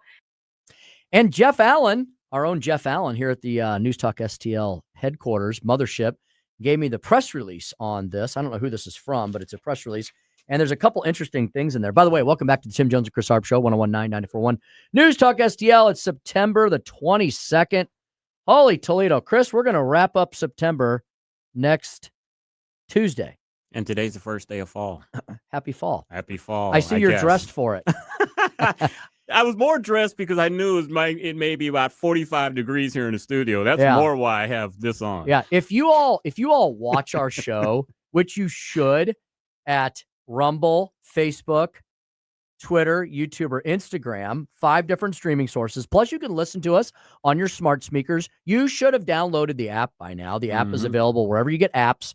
The News Talk STL app is fantastic. Chris, every time somebody asks me about listening to the station, I automatically now, it's become a reflex, and I'm glad. I whip out my phone and I show them the app. I'm like, here's the app, and watch how easy it is. I press it twice. I open it. I press the play button, and somebody starts talking. Whoever's show is on. I'm like, there's Vic, or there's Tony, or there's on Saturdays, there's Dr. Tobler. And I show them how to get to our show, and I show them where our podcasts are. And you just whip it out, huh? I just whip it, like in Blazing Saddles. Okay, you whip it out. Remember that line? Yeah. Pardon me while what did he say? He said, Gabe loves that line. He does. By the way. Oh, he had the papers. He had Excuse me while yes. I whip this out. Yeah. He had the papers in his belt, and the lady faints behind him. It's so hysterical. So, Chris, here's the I'm not gonna. It's a 2-page press release. For the love of God, do we need 2 pages to tell us Jimmy Kimmel's coming back? There's a couple lines here, Chris, I want to ask you about. So it says, despite Kimmel's return, it is not immediately clear if he'll be available across the entire country. Sinclair Broadcasting, for its part, had said it would not go back to running Kimmel's show until the late night host apologized for his comments. Good luck with that. Met with Sinclair representatives and made a donation to Turning Point. Good luck with that. Sinclair owns the ABC station in the Washington, D.C. metro, among other markets. The other distributor, Nexstar, could also choose to continue to preempt the show, though, of course, it would still be accessible online across the country after it runs on ABC. Chris, it sounds like these distributors are trying to decide what's the best market solution to arrive at here. Look, I don't think Nexstar is going to put these stations back on because they have a pending merger with another company before the FCC. So I'm sure they don't want to get on the bad side of the FCC. Sinclair, they are known as a conservative station. I think it's a coin flip. They may put Jimmy Kimmel on, they may not. But Nexstar, I don't see that one. And the final it's funny, the final paragraph of this 2-page press release, I think, is the most interesting. The press release wraps up by stating Kimmel's current contract, it should be noted, ends next year, and he has raised the specter of retirement in the past. Whether the suspension by ABC means that he's more likely to exit or double down and stay with the company remains to be seen. Chris, here's the biggest problem. You and I grew up in the late night TV era, right? When it was like the golden age of late night TV. Number one, there was not many other choices, right? You had 3 shows you could watch every night, unless you wanted to watch some bizarre overnight news program. But largely, you watched one of the late night shows. And then if you were up that late, then really weird stuff came on TV, or infomercials, or you just went to bed. And so now there's a million different choices. And the late night shows have largely done this to themselves because, as Jeff always says, choice kills. But if you can't remain relevant to your audience, and we were the audience that used to watch late night, if we're not watching late night TV, who the heck is? And the thing is, it's not as though late night television is dead. Who's the cat on Fox? I can't think of his name right now. Gutfeld gets better ratings than all 3 of those guys combined. So there's an audience for late night television. What there's not an audience for is political late night television. People are sick of it. Look, they're probably like, look, I can watch the news. I can go to Fox, MSNBC to get all my political news. I don't want to hear it when I'm going to bed wanting to be entertained. Yeah. They don't understand that. I'm looking for a little comedy. Yeah. I'm looking for a little lightheartedness. Little celebrity news. And here's the other problem. Like you said, if people don't want to be yelled and screamed at and told, look, most of the late night hosts, with the exception of Gutfeld, are telling half the country what horrible human beings they are every night. Who wants to watch that before you go to bed? Largely no one. Yeah. And so if you look at Kimmel's ratings, it's funny that the left in D.C. is flipping out about this when such a small fraction of the country actually cares. And I actually don't think that ABC wants to put Kimmel back on television. They don't want this controversy. They don't want to feel the ire of the president of the United States.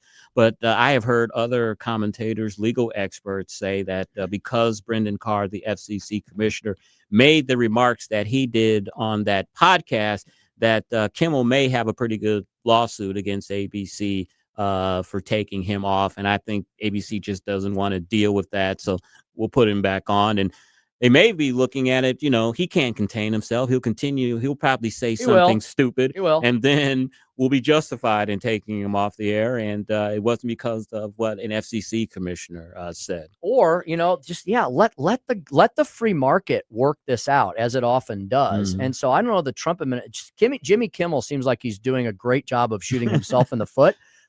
Sometimes, Chris, when your enemy is punching themselves in the face, you don't stop them, right? You don't save them from yourselves. Kimmel's ratings were already at the bottom of the tank. Let the broadcasters work this out, because it sounds like they're already starting to. And then people will eventually forget about him and life will go on. I think there's another old saying that says, you give enough people enough rope and then let them hang themselves. They'll handle it on their own some. Yes, indeedy. Speaker Stump Speech in a moment. We're going to answer the question, what if, I'll give you the second part, it's all true. What if It's all true. 525, Susie Moore, deputy managing editor at Red State, redstate.com, host of Red State Radio, Sundays at 4 p.m. John Fetterman, the voice of reason in the Democratic Party, has some sage advice for Chuck Schumer on a government shutdown. And the suspect in the New Hampshire country club shooting has been ID'd and charged with murder. We'll talk about both of those subjects and more with Susie Moore at 525. How much do you think of this Fetterman is real, and how much do you think it's because he's up for re-election next year and he saw what happened to Casey, his fellow Democratic counterpart who lost in 2024? You think this is legitimate? I don't know. When was Fetterman elected? 2020. Was it 20? Was it that long ago? Yeah, he's up this year. Holy smokes. Yeah, we're old, Tim. Time flies. 2020. Wow. Yeah. So I don't know. Every time you think that you've got John Fetterman figured out, he throws another curveball at you. I mean, here was a guy, Chris, who could barely put two sentences together. Literally. We all thought he was done, right? We thought that stroke had pretty much taken him out and that he would have to eventually retire. He, health-wise, has rallied, and he's definitely changed his views. He's been very strong on. Here's the thing, though. Israel, big time. He's almost asking for a primary from the left. In a way, it's like the guy may be in between.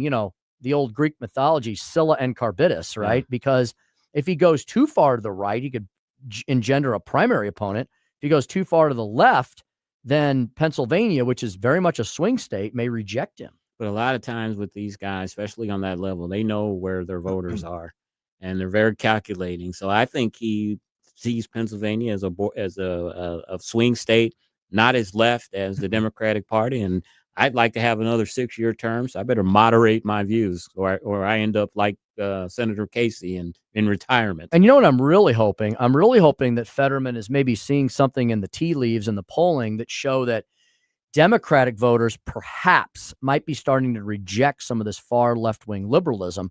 I mean, look, if they don't, then the party is probably doomed because voters spoke pretty loudly last November all across the country. They don't want open borders. They don't want crime raging completely unchecked and out of control. And they don't want children to be mutilated at the hands of the gender cult. I'm not saying Democrats are suddenly going to become conservatives, but I think there's a lot of Democrats out there that don't want their party to continue to be further and further to be more and more insane. And let's remember, Trump won all the swing states in 2024, including Pennsylvania. Yes, indeed. All 7 swing states, including Pennsylvania, where they had a lot of problems back in 2020. All right, we're going to answer the age-old question, what if it were all true? The subject, the title of today's Speaker's Stump Speech. Listen to me, listen to me. I'm very consistent. I'm a very stable genius. It's time for the Speaker's Stump Speech, sponsored by Hanson's Tree Service at hansonstree.com. So look, the age-old question of what if it's all true? Of course, many of you have probably figured out, referring to God, Jesus Christ, Christianity itself. So many incredibly smart people, much more learned than I am in the areas of theology and philosophy, from C.S. Lewis to J.R. Tolkien and others, have pondered that question themselves. And we as human beings should ponder that question. We shouldn't just blindly follow any sort of faith. But the faith of Christianity is one that many incredibly, amazingly intelligent people have come around to. People that you thought would be too elitist or too scientific or too matter-of-factual to have such a deep faith. C.S. Lewis was one of those, and I've got some incredible quotes from him. C.S. Lewis was an agnostic before he found the Lord, before he found Jesus Christ. He wasn't an atheist. He wasn't someone who was opposed to thinking about the concept of a higher being or a deity, but he just wasn't sure. And I think that's a very natural, human tendency. Look, for everyone who thought, first of all, I would encourage anyone and everyone who has not heard Charlie Kirk directly to go look up some Charlie Kirk. I was unaware of his evolution over the last few years and how he had become such a deeply spiritual person. I was unaware of the depth of Charlie Kirk's understanding. I was unaware of his grasp of the Bible and the Constitution.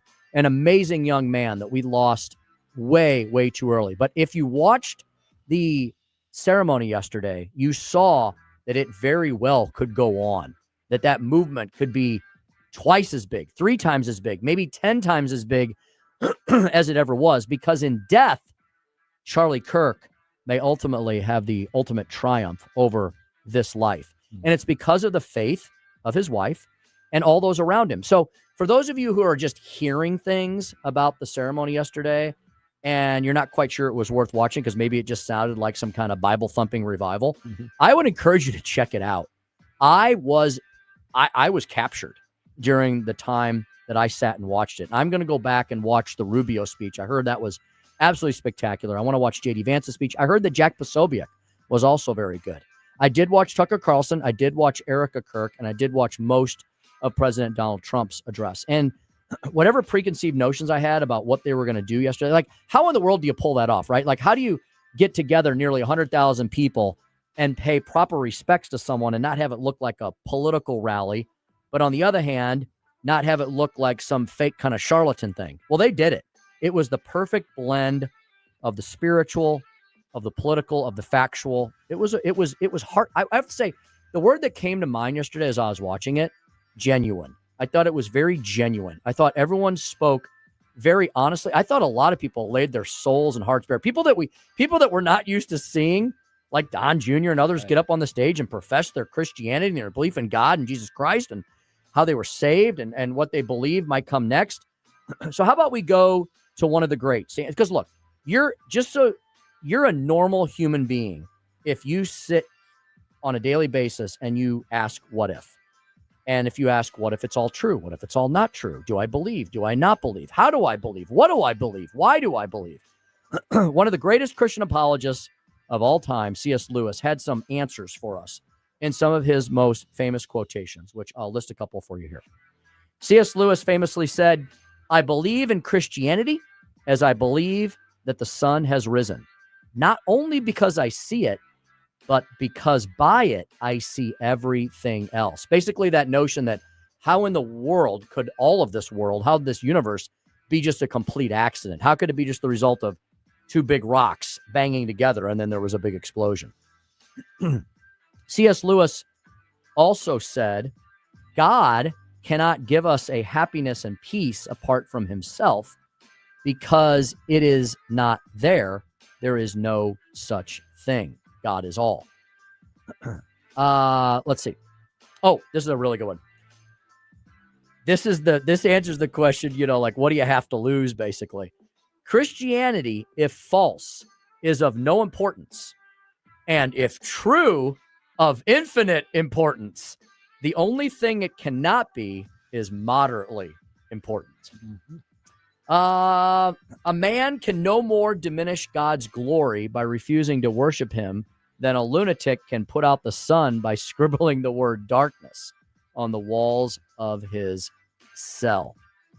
If you read history, you'll find that the Christians who did most for the present world were precisely those who thought most of the next, meaning they were not mired in the here and now.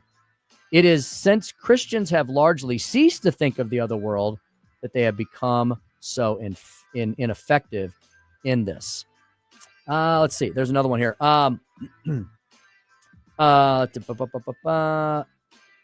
Here you go. Imagine yourself as a living house.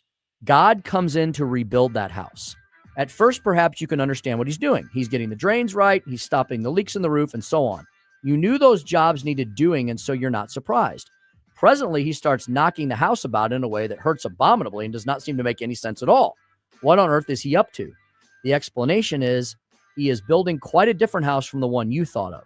Throwing out a new wing here, putting on an extra floor there, running up towers, making courtyards. You thought you were being made into a decent little cottage, but he is building a palace. He intends to come and live in it himself.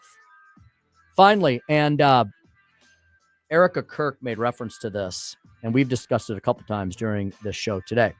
C.S. Lewis famously said, "To be a Christian means to forgive the inexcusable because God has already forgiven the inexcusable in you."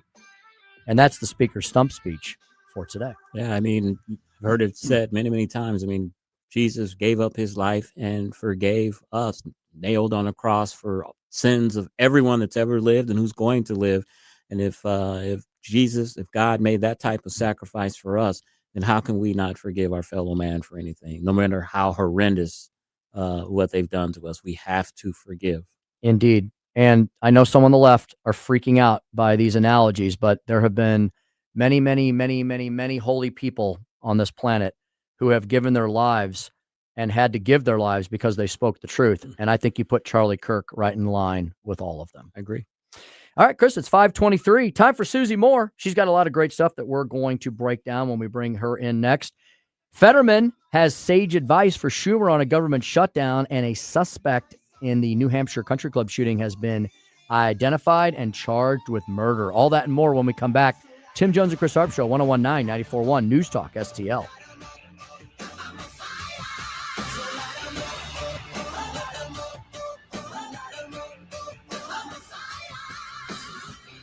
You're listening to Tim Jones and Chris Arps.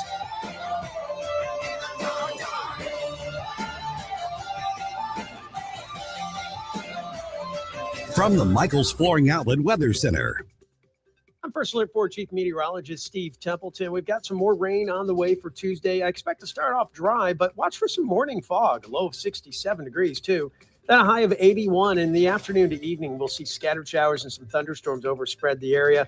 Rain continues Tuesday evening into Wednesday morning. Some of that rain may be heavy. Over an inch of rainfall, needed rain, will come our way Tuesday night into Wednesday. Wednesday, some more scattered showers and a few thunderstorms redevelop later in the afternoon to evening. 76 for the highs. It cools down a little bit with all that cloud cover and rain. That's the latest from the First Alert 4 Weather Center. I'm Chief Meteorologist Steve Templeton. Beat the summer heat with Johnson Heating and Cooling, your trusted local family business. We specialize in residential air conditioning service, furnace and AC replacement, new construction, finished basements, room additions, and energy-efficient geothermal systems. At Johnson Heating and Cooling, our motto is simple. We treat our customers like we want to be treated, with complete transparency and honesty. Call 636-332-4141. That's 636-332-4141. Hey, firearms enthusiast, looking for a family and veteran-owned shop with a wide selection of products and services? Head to DG Firearms, 115 Business Highway 61 North in Bowling Green. DG Firearms has been your one-stop shop for custom ARs, Cerakoting, laser engraving, gunsmithing, suppressors, ammo, and reloading supplies. DG Firearms, 115 Business Highway 61 North in Bowling Green, and online at dgfirearmsllc.com. Hey, it's Susie Moore. If new flooring makes you think hassle, think again, because Michaels Flooring is changing the game. For over 30 years, Michaels has been locally owned and trusted for quality, variety, and amazing service. Whether it's carpet, hardwood, laminate, luxury vinyl, or ceramic tile, their expert team makes installing new floors exciting, not stressful. That's why customers keep coming back. Visit Michaels Flooring at St. Peter's, Starting Prairie, Creve Coeur, or online at igotfloored.com. That's igotfloored.com. Rhino Shield is engineered to outlast paint, formulated to outsmart the elements. Rain or shine, sleet or snow, mold or mildew. Our home exterior coatings intelligently designed to stand up to Mother Nature. Call 877-25-RHINO or 877-25rhino.com.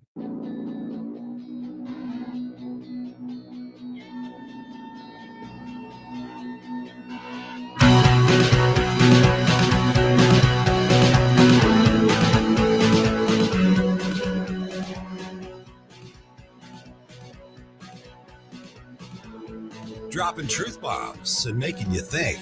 It's the Tim Jones and Chris Arps Show. When the wind behind our eyes swell. The man accused of shooting up a New Hampshire country club while a wedding was underway will be in court today. This is Hunter Nadeau. He'll be arraigned on a murder charge. He is accused of killing one guest and hurting several others as the bride and groom were about to start their first dance. Nadeau is a former employee of the club, the state's attorney general revealing he allegedly made a number of statements during the shooting, including "the children are safe and free Palestine."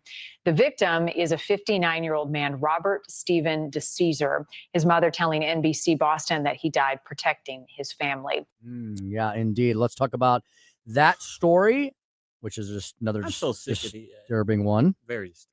Yeah, I'm with you. I'm worn out with this, Yeah. but we're going to try to make some sense of it with our next guest. Oh, Susie Q, baby, I love you. Susie Q. I'm the boss. How about that? As she does every Monday afternoon, Susie Moore, who is the host of Red State Radio every Sunday at 4 p.m., the deputy managing editor at redstate.com and a frequent host and contributor here at News Talk Castillo, joins us once again at Smoozy Q on Twitter. Susie, why can't we have nice things?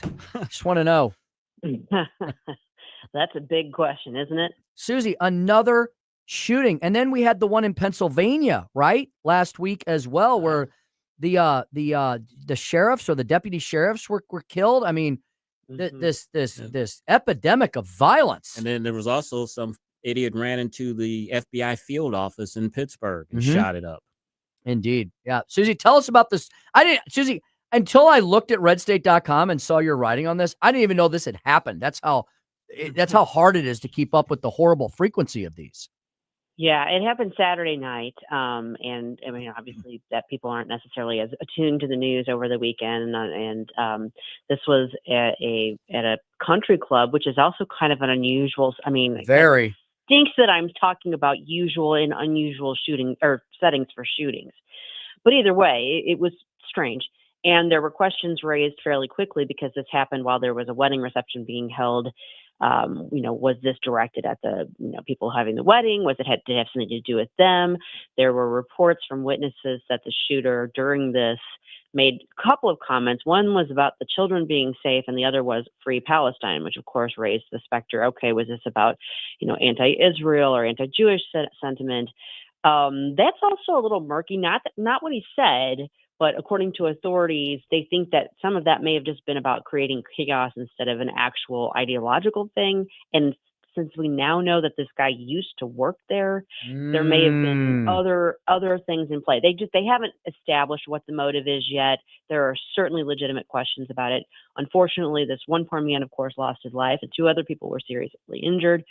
Thankfully, they caught the guy, and obviously he's being charged for it. And I think there's going to be additional charges against him. But it's a very strange and very unsettling circumstance on top of everything else that we're all experiencing is, what is wrong with people? And I'm sorry, but before the left goes all hog wild on gun control, I think we can all agree the guns haven't just suddenly gotten up and started running around like crazy. There are a lot of people who unfortunately are using guns to carry out their craziness. And we need to figure out what is going on and how we can work to prevent people from acting out this violent, behavior. Susie, President Trump continues to win, especially in the Supreme Court. You've got the lead story up right now. Tell us about it. Yeah, so there's a whole series of cases involving his removal of different, I'm using air quotes now, independent agency leaders. And they all, they're different facets to them because they are all statutory, like the agencies were created statutorily. So some of them have different statutory language that's at issue. But the one today involved the woman, Rebecca Slaughter, who was removed as a commissioner of the FTC, Federal Trade Commission. And, she, of course, fought that suit in court. Lower court said, hey, she should be able to hold on to her spot while we figure this all out. And then ultimately granted summary judgment, I think, to her, and the Trump administration has appealed that. The Supreme Court today issued a stay, which they have now turned into a petition for certiorari. So that means that they're going to actually take the case up formally. There's going to be oral argument before the court in December. And this is one, as I said, there's probably like 6 or 7 cases now that all kind of intertwine. We don't know for sure, obviously, what they're going to do. If they're going to hear oral argument in December, we may not get a decision from them till spring. But the fact that they are taking this up and they are asking the parties to address these specific issues kind of indicates the court may be leaning towards, ultimately ruling in the Trump administration's favor. Susie, as a general principle. I wanted to ask you about this, and this is maybe a very ham-fisted statement here, but Susie, taking the amount of litigation is overwhelming, right? I don't know if we've ever seen a level of litigation this voluminous during a presidential term. And Susie, long story short, the way I would encapsulate this is because Donald Trump is of a different philosophy than the left is, basically the elected official, Donald Trump, who ran on a lot of these things and told people exactly what he's going to do when he's elected, the elected official in the left's mind has no power to do what they want, whereas the unelected bureaucrats get to do whatever they want and can't be checked by anybody. That seems to be in sum and substance what they're arguing in these thousands of cases across the country. Am I missing the mark on that? No, that kind of sums it up. And I mean, what we're really seeing is he's flexing as the president and kind of pushing the edges of what is the executive authority. He's challenging a lot of this entrenched bureaucratic mindset that has sort of just allowed everyone in the swamp to go along and get along for years and done a grave disservice to the country as a whole. And so he's basically ripping off Band-Aids and poking at things, situations that people have for years just sort of taken for granted that they were entitled to these positions and these roles and making these decisions. And so I know I've said this before, but I really think when all is said and done, what the bulk of these court cases is going to do is going to be kind of reestablishing or redefining, confirming what the constitutional bounds are of the different branches and their authority. And he's not going to win them all, and he shouldn't win them all. I mean, he's not perfect. His administration isn't perfect. He's got some pretty savvy people working with him, mapping out the strategy on this from a legal standpoint. And they, I think, overall are doing that in a pretty sound way. And that's why I think, the majority of them are going to go in the administration's favor. But in the meantime, of course, we have everyone pulling their hair out because they're not getting their way. Mm-hmm. Susie, of course, Jimmy Kimmel's show was taken off the air indefinitely for the vile and misleading comments that he made about Charlie Kirk and his assassin. We read today that it is going to be back on the air tomorrow night, I think.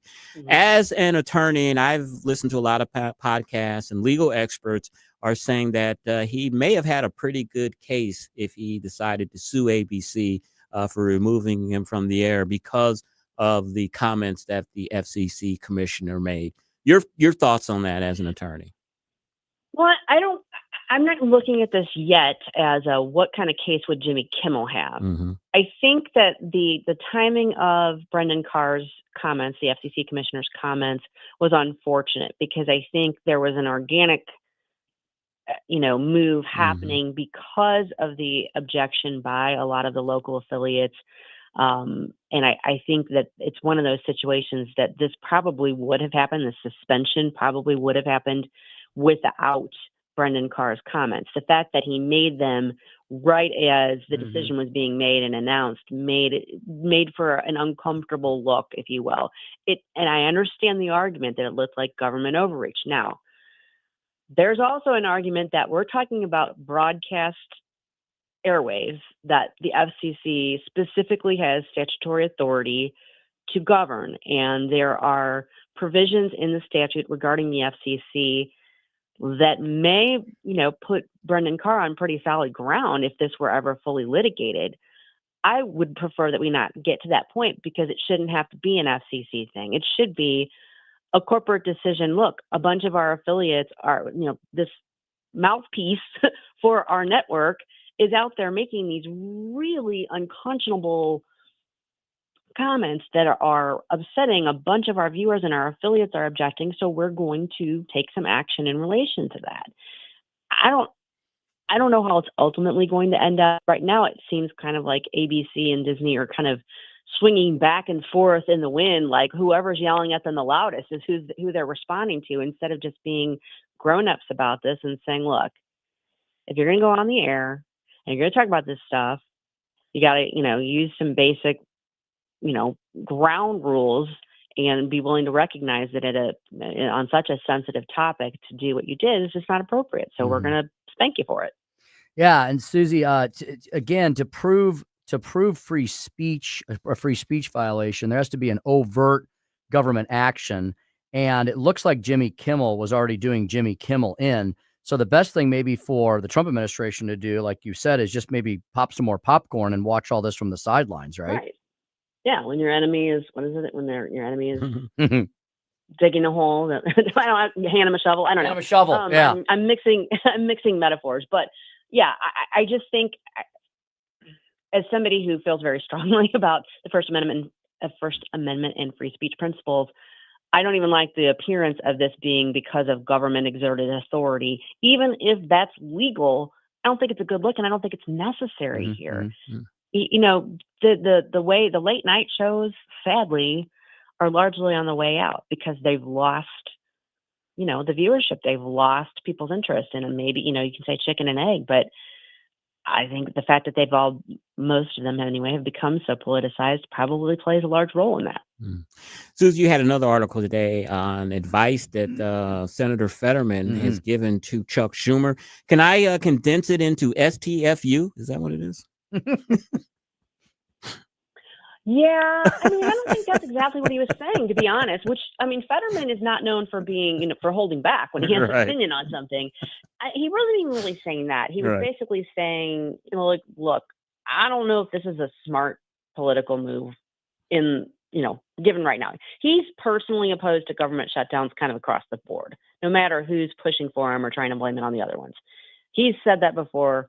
I think he's being consistent there, but he is letting Schumer know, look, you're taking a pretty big risk here. I know that Schumer would love nothing more than for there to be a shutdown that he can turn around and blame on the meanie pants Republicans and get some mileage out of it. But I think Fetterman is wisely saying, I'm not sure that's going to play that way here. And so that maybe this isn't the right way to do it when we're in this particular posture. Speaking to Susie Moore, Deputy Managing Editor, RedState.com, host of Red State Radio every Sunday, 4 p.m. here at News Talk STL. Susie, did you have an opportunity to watch or catch any of the coverage from the Charlie Kirk Memorial yesterday? And what did you think of it if you did? So I actually got away for the weekend for a little bit and went to the lake and did some unplugging, which was welcome for me and much needed for a lot of reasons. And not least of which has been, the aftermath of this horrific, assassination. Not that I personally knew him or was personally affected by it, but just sort of watching the way people have just torn at each other over it has been really disheartening.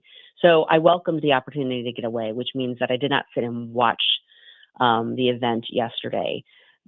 What I have done since then is view several of the clips, including particularly those involving Erica Kirk, and found them to be very moving and very compelling. And, I, like many people, including other Red State writers, have observed the fact that, there is this sort of sense of, as much as this has brought out the ugliness in a certain quarter, it's also brought out a lot of people feeling like, you know what, I want to connect to faith, or I want to reconnect with my faith. And I'm grateful for that. If you can, find a blessing in all of this, the fact that so many people are loudly and openly proclaiming their faith and turning towards it, I think is a positive.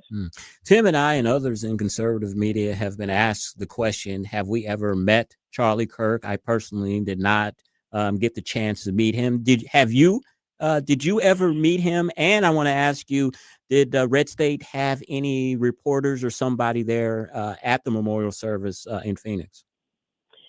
So I was trying to search my brain and remember if I had ever actually met him in person, and I don't think that I have. And I've met Andrew Colvett, who's been one of his, right-hand men, and spent some time actually talking with him back at, I think it was CPAC 2022. My managing editor, Jennifer Van Laar, has met Charlie a number of times. Had a good relationship with him. Kira Davis, our mutual friend, who's no longer with Red State, but still a good friend of us. She, I know, had met Charlie a number of times, and many people in the town hall media, under the town hall media umbrella, met and knew Charlie very well. So, and he was a Salem radio host. So there was a lot of different connections to him, not me personally. We did not have anyone on the ground for the event yesterday. I know we had a lot of people covering it, which thankfully, thanks to the technology we have now, they were able to do from afar. But it sounds to me like from all those who were there in attendance, it was a very, very meaningful event. And I'm glad they were able to celebrate Charlie's life and his legacy the way that they were. Indeed. She's Susie Moore. You can find her frequently throughout the week here at newstalkstl.com on a variety of our programs here every Monday around 5:25. And also check her out at Smoozy Q and check out her show, Red State Radio, Sundays, 4 p.m. Susie, thanks for everything as always. Thanks, Susie. Thanks, guys. Have a great evening. You too as well. At Smoozy Q on Twitter X. I did see her Facebook page over the weekend. She did get away. Nice lake pictures that she posted, which, like I said, I just couldn't watch it. I had interest in it, but I just knew it was going to be a complete tearjerker. I just didn't know if I could deal with those emotions yesterday. I knew I wouldn't like from straight through. So I'm glad I caught pieces of it. Yeah. And I was really glad I caught Erica's. Her words were amazing. The way she tied scripture to their life experiences, even in the midst of the tragedy, was really phenomenal. And for a woman who's largely been behind the man, she has definitely got everything she needs to now be in the forefront. What an incredible power couple those two are. She's going to make a great spokesman for this organization. You can just see it from the aftermath of the shooting, how poised she's been, how articulate she is, and she has the passion of her husband and then some because of what happened to him. So I'm looking forward to seeing how TPUSA grows in the future. One of the most, I thought, powerful moments of her remarks occurred when she was trying to, I don't think she was trying, I think she very well explained the answer to the question we always have in the middle of tragedy. Why, God? Right? Like, why take the life of a young person? Why do kids have cancer? Why did my mom or dad have to die at this age versus being older? Why did my brother or sister die in a car accident? Why did my aunt get shot and killed? Why? We always say, especially when good people, when holy people. That's when it hurts. That's when it hurts most. You know what she said? She said, look, we don't understand God's plan because we're not God, right? We're human beings. And she said, all you have to do is look at the words of the Lord's Prayer. And she said that one line. She said, thy will be done. Thy will be done. And I think you hit upon something earlier too, Tim, that unfortunately, great people have been taken from us, and it has skyrocketed movements. And I think that's going to happen in this case. We don't understand God's will or the plan. We do have our own free will. We can make our own destiny, but it is, she said, Charlie understood that it was God and Jesus's will to be done, not his. Yeah. So I was like, wow, what an incredibly profound thing to say in those few words. Yeah. It kind of provides a lot of answers. And just on a smaller scale, and I've mentioned this before on our show and everything, God gives you a platform, not so you can raise yourself up and look at me. He gives you a platform to glorify him. And I view this radio platform that we have for that. And I think Charlie also viewed his platform as, not only do I want to turn young people into conservatives and grow the conservative movement, but I have a platform that I can reach millions of young people and millions of people as a whole. And before I talk about TPUSA and all of that, I'm going to talk about my faith, that hopefully that will instigate someone into investigating the faith and joining the Christian faith. It has obviously been a success, and it will continue to be so. Most definitely. Into the future. 5:46 in the PM. One segment left. Go nowhere, because I'm sure you want to know what's coming up on Larry Connors USA. He is going to have some incredible topics, remarks, and guests this afternoon. And we'll make sure, check out the stack of stuff and make sure everything you need to know we may not have gotten to yet. We'll be right back after this. Tim Jones and Chris Arps Show, 1019 94.1 News Talk STL. It's the Tim Jones and Chris Arps Show. This hour of Jones and Arps is brought to you by Stifel. Contact your Stifel financial advisor at stifel.com. That's STIFEL.com. From the Michaels Flooring Outlet Weather Center. I'm First Alert 4 Chief Meteorologist Steve Templeton. We've got some more rain on the way for Tuesday. I expect to start off dry, but watch for some morning fog, a low of 67 degrees too. Then a high of 81. In the afternoon to evening, we'll see scattered showers and some thunderstorms overspread the area. Rain continues Tuesday evening into Wednesday morning. Some of that rain may be heavy. Over an inch of rainfall, needed rain, will come our way Tuesday night into Wednesday. Wednesday, some more scattered showers and a few thunderstorms redevelop later in the afternoon to evening. 76 for the highs. It cools down a little bit with all that cloud cover and rain. That's the latest from the First Alert 4 Weather Center. I'm Chief Meteorologist Steve Templeton. The Vic Porcelli Show. We will talk to a Democrat who does want the National Guard into Memphis. Pastor Kenneth Wallum Jr. from Memphis will join us Tuesday at 9:41. Weekday mornings at 9 on News Talk STL. Hey, do what Chris Arps' father-in-law has done and go to Civia Law. Yeah, the Arps is at Civia Law. Many people here at News Talk STL have visited Todd Civia and the non-stuffy attorneys at Civia Law because they're the best in the business when it comes to estate planning and elder law issues. Now, that encompasses a lot of different things. Things like wills, trusts, powers of attorney, medical directives, and more. Do you have no idea what I'm talking about? Well, then you probably need to make an appointment today and plan your succession planning with Todd Civia and the non-stuffy attorneys at Civia Law. This is not a frightening thing. This is something that is going to provide you peace of mind. Look, all the agitation you have in visiting attorneys, look, we're not mean people, okay? And Todd Civia definitely isn't. He's a great guy. You've heard him here on our station many times. Give him a call at 833-995-WILL. 833-995-WILL. I think most of the anxiety and agitation people have in seeing an attorney is on the front end. And once you go meet with somebody like Todd Civia and the great lawyers at the Civia Law Centers, then you are calm and relaxed and satisfied because you've done everything you need to do to take care of your family's legacy.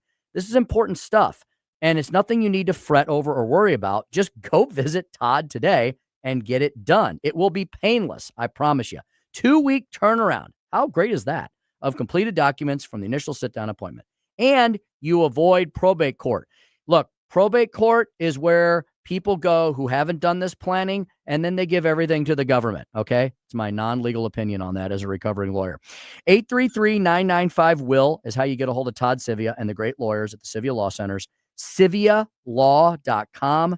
CiviaLaw.com. Hey, your mattress called. It's tired of being tired. This Labor Day, starting September 5th, upgrade your sleep at Snooze Mattress Company in Chesterfield Valley, where your next great bed is waiting. Save up to $725 on top brands like Tempur-Pedic, Serta, Beautyrest, Stearns & Foster, and King Coil. Plus, try Dream Mapping, our technology that scans your body's pressure points and matches you to the perfect mattress. No guesswork, just real comfort, 0% easy financing, and local no-pressure service. Get in here, because if you don't snooze, you lose. The Herzog Foundation is the vision of its founder, Stanley Herzog, and it exists to promote quality Christ-centered K-12 education nationwide. Hi, this is Chris Stegall with the Herzog Foundation. We offer a wide variety of resources relevant to today's families, including a free online publication called The Lion. The lion is one of God's most majestic creatures, symbolizing strength and courage. Named for its attributes, the Lion publication carries articles covering a wide range of topics facing American families and culture, especially related to the education of children. The Lion can be found online at readlion.com. That's READ lion.com. Sign up for The Lion at readlion.com and find dozens of must-read articles published every day. Visit readlion.com and subscribe for the weekly and daily digests so you never miss an article. Readlion.com. That's readlion.com. Tony Colombo here for Gutter Pros, your all-in-one gutter service team that brings years of experience and quality that's affordable right to your doorstep. We discovered Gutter Pros a few years ago when we bought our home and inherited a gutter issue that was on the road to becoming a potentially big problem, but thanks to Gutter Pros was stopped before causing any major damage. They've also repaired the siding on our home because along with gutter repair, gutter installation, and leaf protection, the Gutter Pros are also the best for siding repair and installation. Learn about all the ways Gutter Pros can help your home at gutterpros.com.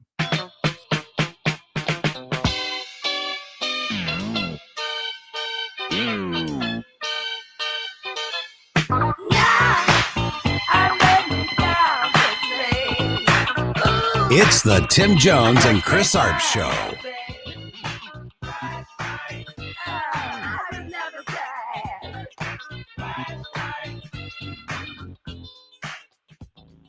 Talent is how hard you're willing to work. What are you willing to sacrifice? Say everything!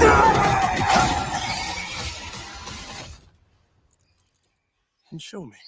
5:53 on the Tim Jones and Chris Arps Show, and that is the trailer for the movie Him, not Hymns, Him that Joey didn't give. What was a 1.5 last Friday? Oh yeah, Flush That Turd. Flush That the Turd. official rating. Well, Joey, did you know that horror movies are creeping toward a record-setting year at the box office? Really? Horror films have grossed roughly $1.12 billion domestically so far in 2025, just shy of the $1.16 billion record the genre set in 2017.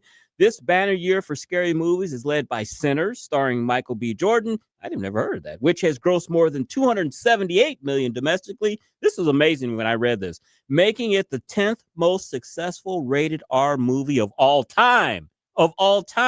Weapons, Final Destination, Bloodlines, and 28 years later were also hits. Joy, do you have a thought? Did you know that horror movies are having a resurgence and making all this money? Oh, sure. I knew that, of course. And one of the other big headlines was that Warner Brothers is having a very good year. They had 7 consecutive movies come out that all made $40 million in their opening week. Wow. And a big part of that was because of Sinners, Final Destination, Bloodlines, Weapons, and The Conjuring. So those right there are 4 big horror films that is going to really carry Warner Brothers into being bought up by Oracle, I guess. Sinners. Tim, have you heard of that movie? I didn't know. Michael B. Jordan, I don't picture him as a horror movie. We have talked about it, so answer honestly. I have, yes. And I've seen, and when I turn on my, I don't know what it is. It's either when I turn on, we have Roku. We use Roku and we have Hulu. So it's either when I turn the Roku part on or the Hulu streaming. Joey, I get a lot of these, you get the little teasers and stuff. Yeah, the banner ad up top as soon as you turn on your TV. So Sinners has been all over it, and I was like, that's the thing Joey was talking about. This is a great year for horror because it's going to actually be nominated for the Oscars, which is very rare. People always point to that Silence of the Lambs is probably the only horror film to win Best Picture. And you know how I know it's gone mainstream? It was on the American Airlines app my last flight. Sinners was in the banner of one of the things they were offering for you to watch on a freaking flight. That's the Jim Crow movie with vampires. Okay. And Michael B. Jordan plays identical twin brothers, and it's a wonderful film. That came out a while back, didn't it? It's that about was like 6-7 months ago, wasn't it? Something like that. But it's on HBO Max, just waiting for it. I would love to hear your thoughts on it. I actually have HBO Max because I wanted to watch Sopranos, and that's the only way that I could look at it. So I do have it. I was going to watch Sopranos and get rid of it. But now I watch Sinners. And Tim was going to watch Superman on Friday. Did you make it to Didn't make it to it yet. I'm going to get to it. We were watching Out of Africa over the weekend. That takes forever to watch that. That takes like 4 nights. To watch that. Did you guys know that Illinois is far and away America's pumpkin growing king? Illinois' climate, soil, and location in what some call the Orange Belt make it ideal for growing pumpkins. As much as 95% of the U.S. canned pumpkin supply comes from Morton, Illinois, home to the Nestle-owned Libby's plant, reports Harvest Public Media, a collaboration of public media newsrooms in the Midwest. Did you know that Illinois was the pumpkin patch king? Well, I know they have Eckert's. That's true. If you go to Eckert's, they not only have apples, but they have raspberries and they have pumpkins. Lots of pumpkins. Morton, Illinois, 2.5 hours away. We got to go. Let's go. Field trip. Let's go. And get a pumpkin spice latte, too? You and Todd Showalter should go over there and do some stuff that you do. Put it on your expense account. You were going to say, of course they grow pumpkins in Illinois. I've seen Pritzker. He's pretty round. Joey's got jokes. Boom. Joey's got jokes. Yeah. And this is something I never heard of. Did you know there's a such thing as goat yoga, which has gained popularity across America the last several years? Goats are typically chilled out and friendly, taking little to no time to warm people and approach them for pets and cuddles, making them the ideal yoga companion. So, Tim, if you want to get in yoga, little goat yoga, get a little goat. Sounds they're good. Sounds rated R.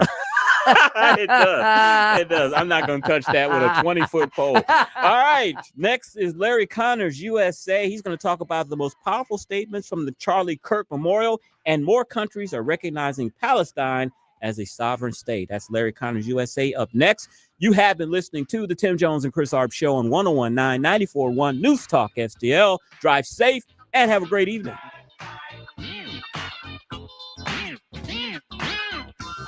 Hey, News Talk STL listeners, this is Levi with Reach Reproductive Health. So first, I want to say thank you for standing in the gap for life, because truly it's because of people like you that many babies who otherwise would have been aborted are living today. I'm grateful to be fighting this cause with you. I'd like to invite you out to Reach's inaugural annual gala. It's our stakeholders launch. We're having it November